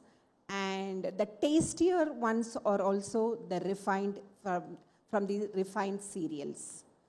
And by taking millets, the fiber can be incorporated in your diet without any effort. Millet meal along with your vegetables and fruits is enough for your fiber intake for the day. Thank you for giving that insight on the fiber and how the millets can be a solution for that. Thank you, Doctor. And now we have our very celebrity person here, and we can hear from our actress and the dancer. So please, ma'am, say, and also you are a NCC cadet. We can see that in your, how you maintain yourself. So please tell us how you advocate the millets. So, ma'am, thank you so much. Jai Hind, students. Hope you're not sleepy. No, right? Okay. As I sit here and listen to all these experts, I'm very thankful to my grandparents and parents for introducing me to millets at a very young age. As young as I was just probably 9 months or 10 months old baby. Because, we were not given the, what is that, Cerelac, whatever I don't remember those names. So I'm very thankful to them. And I learned so much about millets, from this event actually. Sometimes what happens, it is lifestyle and practices, we are used to certain things without knowing much about it. That was my case. Today, I learned so much after coming here. In fact, I had prepared, I had researched, prepared, what I should speak and all that, blah, blah, blah. When I came here and saw the students, I'm like, oh my God, I look so small. I'm like, thank God I didn't speak first. You students know so much about millets and everything, agriculture, cultivation, everything about everything. And the items you served, my goodness, thanks to, I knew, in Ragi, I knew Ragi Ganji, Ragi Mudde, and Ragi Roti, that's all. And thanks to our culinary experts like Rajesh Kumar ji, for their contribution to the society. And even today, my, Chikkappa, Chikkammas, Mavas, all, they eat every single day Ragi Roti for breakfast. And their breakfast is at 11:30. And their dinner, they have to have Ragi Mudde. Around 6:37 is their Ragi Mudde. And today what we talk about, this intermittent fasting. So this uneducated, my grandparents, they followed this intermittent fasting many decades ago. And now it's a subject to talk about, and it's such a big industry now. So, and these millets and this intermittent fasting, whatever, from villages, we have to learn so much from them. And once it's called poor man's food because of its affordability, probably. For the first time, I realized it's rich man's food when I lived in US for 17, 18 years. So half of our suitcase, every time I come to India and go back, half of my suitcase was filled with ragi ittu. Because, ragi powder. Because we were not getting ragi powder in US back then. Now it is available. So after like 10 years or so, we started getting ragi ittu in Indian stores. Once I saw, I was so happy. Oh my God, finally I don't have to carry ragi powder from India. It's available here. But guess what? I saw the price. I was like, oh my God, 1 pound and it's $7. Say about 400, 500 rupees for like half a kg. Then I realized how expensive it is. We take things for granted when it is available right in front of us. So then, among friends, especially, Kannadigas, we used to exchange ragi ittu. If someone is going to India, and if they have ragi ittu left in their freezer, we're like, please give your ragi ittu and go. And when we go, it is like, okay, we used to keep track of how much I have given. We do that with friends, right? Okay, last time party I gave you, so next time the party is yours. So we used to do that with ragi ittu in US. So I remember all this. And even same thing with jolad ittu, the jowar and foxtail. Yeah, so all this we were doing the same things. And when my mother came here to take care of my babies when we were in US, she was like, nothing doing. You're not giving any other food for my grandkids. They are going to eat ragi siri, just like how you people were. See, ragi siri is like they wash the ragi, then sprouts and dry it under the sun and make it a powder and feed to the children. I was given that, then my kids, same thing. So these are some of the practices we followed without, even today I'm addicted to this ragi mudde so much. Every single day I have to have ragi mudde. And even, you know, during the shooting, the production boys, they say, madam ke liye ek we have to keep. Otherwise, you know, she will be very upset. Dr. Shivraj Kumar, you keep anything for lunch, you know, during the working days, he says, ragi mudde kodappa. They say, ಇಲ್ಲ ಅಣ್ಣ ಬಿರಿಯಾನಿ ಇದೆ ಅದಿದೆ ಇದಿದೆ ನಾವೇನು party ಮಾಡಕ್ಕೆ ಬಂದಿದ್ದೀವ ಕೆಲಸ ಮಾಡಕ್ಕೆ ಬಂದಿದ್ದೀವಿ ರಾಗಿ ಮುದ್ದೆ ಕೊಡು. Even today he says that. Even Puneet Rajkumar, he always wanted ragi mudde.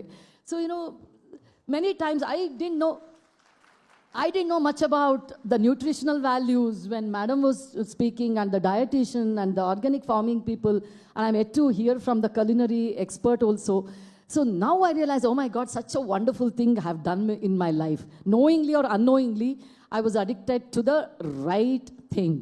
So as the dietitians and nutritionists, they were all telling you, please, you know, at least one meal a day, you can do it. You can do it. So adopt that lifestyle. And thank you so much. I'm truly privileged to be here today. And I learned a lot. There was nothing much from my side to give you all, but I learned a lot being here. Thank you so much. Thank you, Yamuna madam. Actually, you were telling about ragi malt only. You were talking about that powder. You said, no, sprouted, dried, and powder. It is one of the best energy food, I'll tell you, because it is amylase rich. That is ARF, we say, amylase rich food. And it will be energy filled, and also it reduces the bulk. Okay, so immediate energy you will get from this ragi malt. So, as madam was telling, many from the land, that is from Karnataka, they use ragi on daily basis. They have to eat ragi mudde either in the morning or in the evening. So how many of you use ragi at home? Can you put up your hands? Madam, you can have. So many people are there for us to, you know, support. So many of them, they use ragi. Ragi is one of the millet which popularly, known here and also other places also, because it is easy to make into any of the dishes we can make, and also easy to process also, the ragi. But other millets, it is little difficult. Okay, apart from jowar and bajra, other millets, it is difficult. So, including other minor millets also into your diet, it will help you even more than what you are having now with the ragi. Thank you, Ma, for your inputs. Now, lastly to our chef. Because chef, why I didn't ask you anything to speak in the beginning is, most of us are very hungry. And when you speak, you will be talking about very good things about the dishes, what you are going to, you have already done, and what you are going to give it to us through visually. So over to you, chef. Only man. Ma'am is also adding this. Only ma'am, so we have put him towards the ends. Not that chef, definitely not that. Good afternoon, all. So, now we have seen all the panelists speaking about the nutrition values and how to adopt for the millets, everything. But from my point of view, what we do is, as a chef, we take all the millets from the farm to the plate. How we do it, that is the thing we all don't know. So all spoke about ragi, but we have 9 types of millets which can be used regularly in our diet. So as ma'am told 3 minutes, but I'm not going to take much also, because chefs don't speak much. It is told that if we speak much, other senses will not work, so that you can't taste properly, right? Then you can't see, visualize the food properly. So like that. So now coming to the millet, what we do is first select the millet and what are all the forms it can be used. So first you take any one, it might be a little millet. First you soak it, you can grind it and extract milk, and that milk can be used as a substitute for the regular milk. So the vegans and all now, instead of cow's milk, they use these type of milks. And another form is you can use it, soak it for overnight, and you should wash it for 3-4 times, because what happens, some millets have some anti-nutrients in that one. So while soaking, what happens, we can omit the anti-nutrients. And washing in fresh water for many times, that also reduces the anti-nutrients in that one. And another thing is we can ferment the millets also. So while fermenting also, we can reduce the anti-nutrients in that one. And germinating, that is also a type where we can use it. Now we'll come to the modern food. Why can't we make pizzas out of millet? We can, and we are doing also. So nowadays in our bakery, we use all the millets. We use to make cookies, pizzas, everything. We incorporate all the millets into the modern food, so that what happens, it goes to the plate immediately. In our institution, we used to conduct food festivals with only millets, and what and all the varieties we give, that only is the catchy part, and all the students will have millets. So all think millet, ragi mudde is there, some khichdi we can make out of millet. No, we can make biryani. We make. So how we cook the millet with the meat. So which millet goes very well with chicken or mutton, like that we have to test. So what we do is we always test the recipes. Simply we'll take one handful of millet, put it in the water, and we'll boil. Okay, what happens, we'll see. After half an hour, what happens, we'll take it out and check the texture. If it is very fluffy, then we'll use it for the biryani. If it is not like that, we go to the second part, any other. We make millets into powders, and we'll mix it with a normal wheat flour and prepare dosas. Or we used to grind the millet and keep it, and we used to mix it with a masala powder. Whenever you make one gravy, 1 spoon of masala powder you add, what happens, it becomes as a thickening agent also. And in every meal, it goes into your diet. So whenever you add powdered millets to the masala powder and keep, daily it will go into your. So like that only we used to do. And next one is value addition. How you add value to the millets. So nowadays we can make all the sweets out of millets. Whatever is available, the normal sweets available in the sweet shop, everything can be made with a millet base. So how we value add and how we take it into the plate, that is the main thing, farm to the plate. While making this, we have to keep in mind the nutritional values also, as all the panelists told. So while making it into a product, edible product, a dish, we have to make sure that how we cook, the method of cooking should be healthy. Right. So we should not say we will make vadas and bhaji, bonda in that one. Then the usage of millet and for what you are taking inside will not be known. So whatever you do, the method of cooking, it should be boiling or it should be a steaming. Baking is very good nowadays. So usage of fat should be very less, and we have to take it into our diet.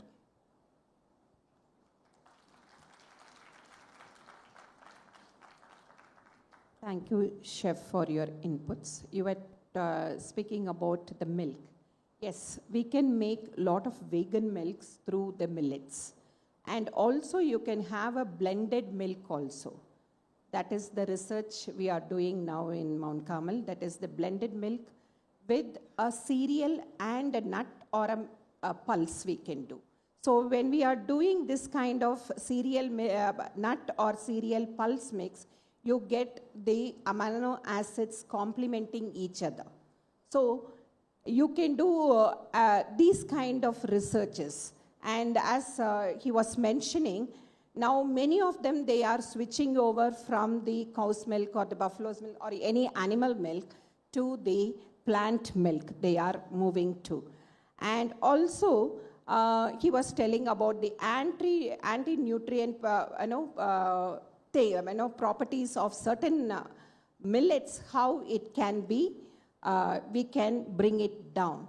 By any of the methods like germination or the roasting or fermentation, you can bring the anti-nutritional properties and you can definitely add the value to the product. And also the millet flours and all you can make with blending of the millets along with the pulses or the nuts, and you can make it enrich either your atta that is you are using daily for your chapatis, or the same millet flour you can use it for your baking also, your cakes or breads or muffins, whatever you want, you can use it. See, sky is the limit. You can innovate your products. And as we have seen today in the exhibition, lot of them, they have come up with those kind of, so one of it is the mix where we have seen is he has blended the millets along with other ingredients. And when I asked him, how did you know? Because he is not a nutrition student or a food science student. He is from the life science background, and he said, this is what my house, my grandmother and mother used to do. So these things are not to be taught in a college or in an environment where these things you can learn from your own traditional home where you come from. So these things with a twist, you can innovate it and bring it into the market. So thank you, Chef, for your inputs. Now I think we complete the panel's inputs to the audience. Now the questions are open. You can ask any one of the panelists here. Audience.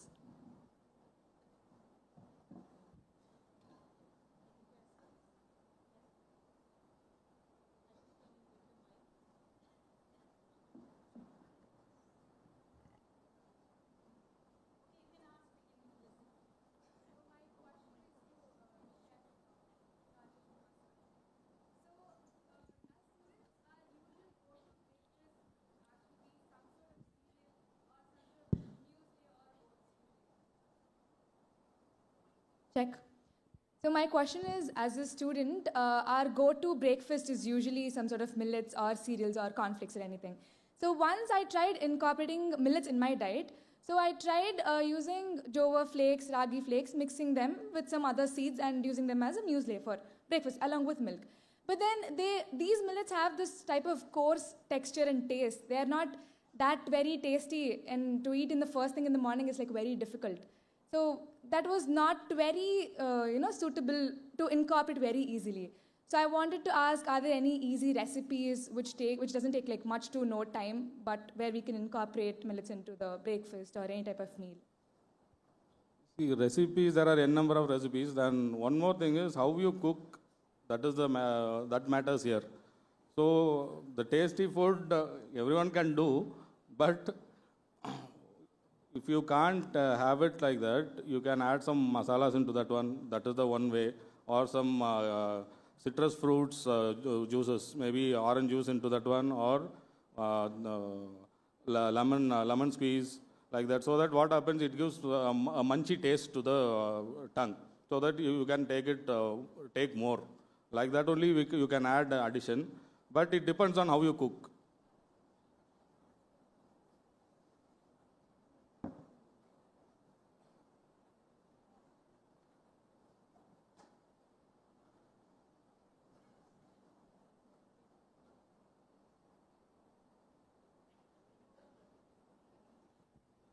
I want to know whether you all had lunch. The audience, the students.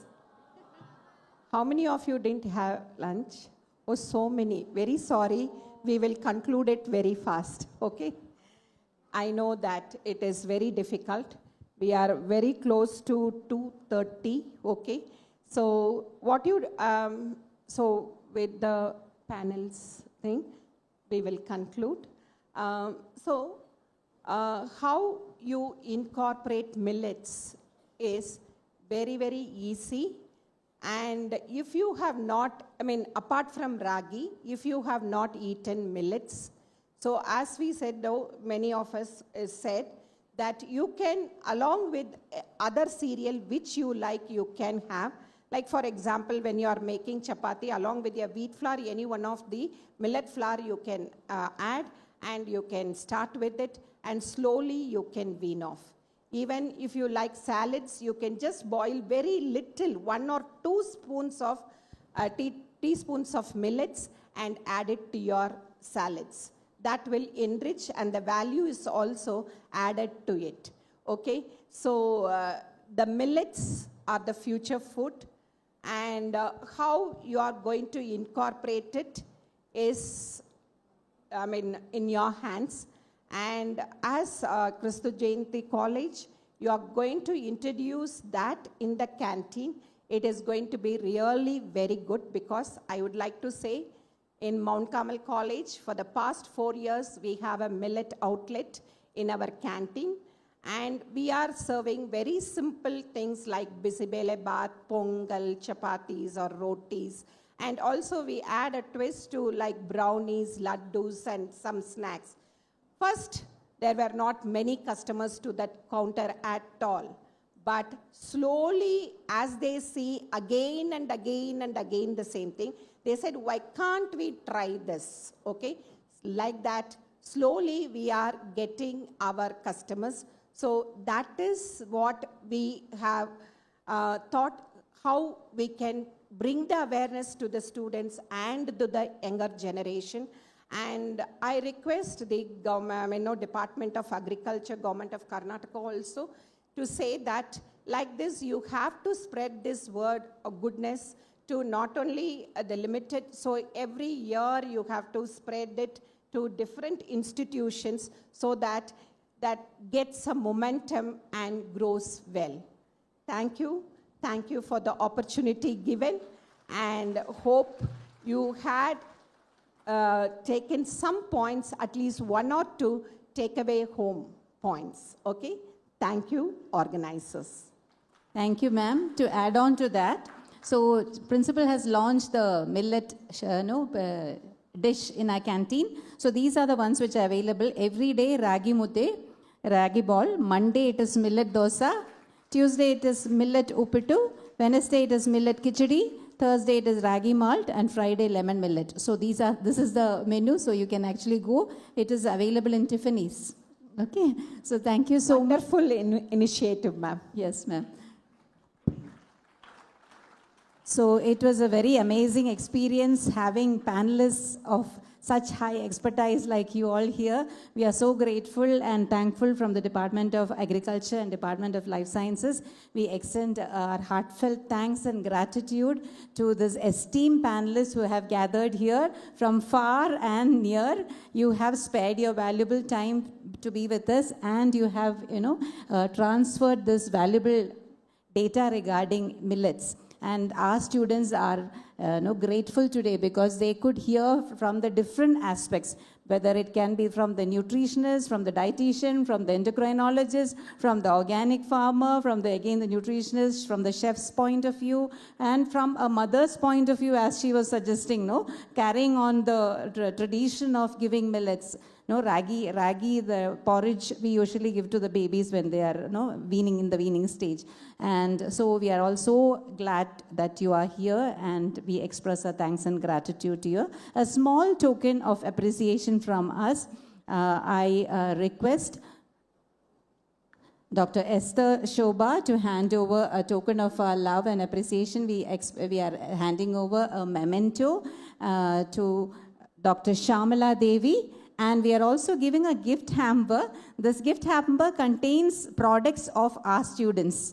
the bio-entrepreneurship products. It also includes the laddu, so remember not to leave it away. Please open it and eat it. Other things are not edible, so others are for other products. Thank you so much. Now I request Dr. Sonia Angelin to hand over the memento and the gift hamper to Dr. Gauri Rokkam.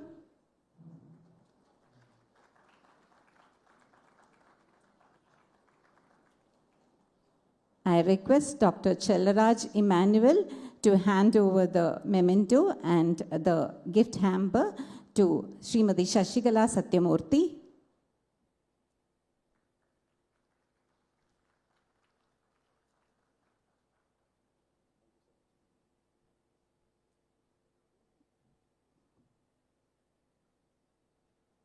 Now I request Dr. Reena Josephine to hand over the memento and the gift hamper to Ms. Daphne M. Ballin.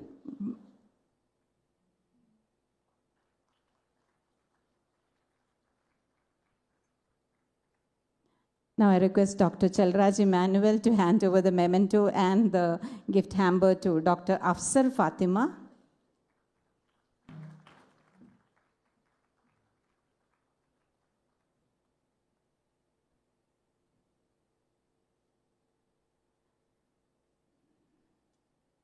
I request Dr. Sonia Angelin to hand over the memento and the gift hamper to Chef Rajesh Kumar.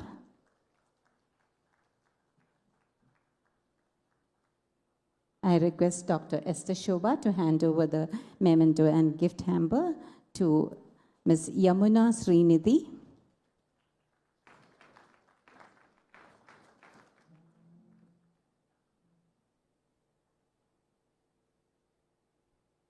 And last of all, our very big thanks to the moderator for moderating it, for accepting our invitation to moderate, because she had the experience. That's the reason why we had asked her to do. All of you are so close to our hearts, and we express our thanks and gratitude to Dr. Sundaravalli for moderating the session.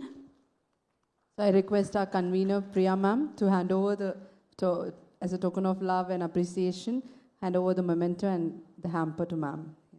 Thank you, ma'am.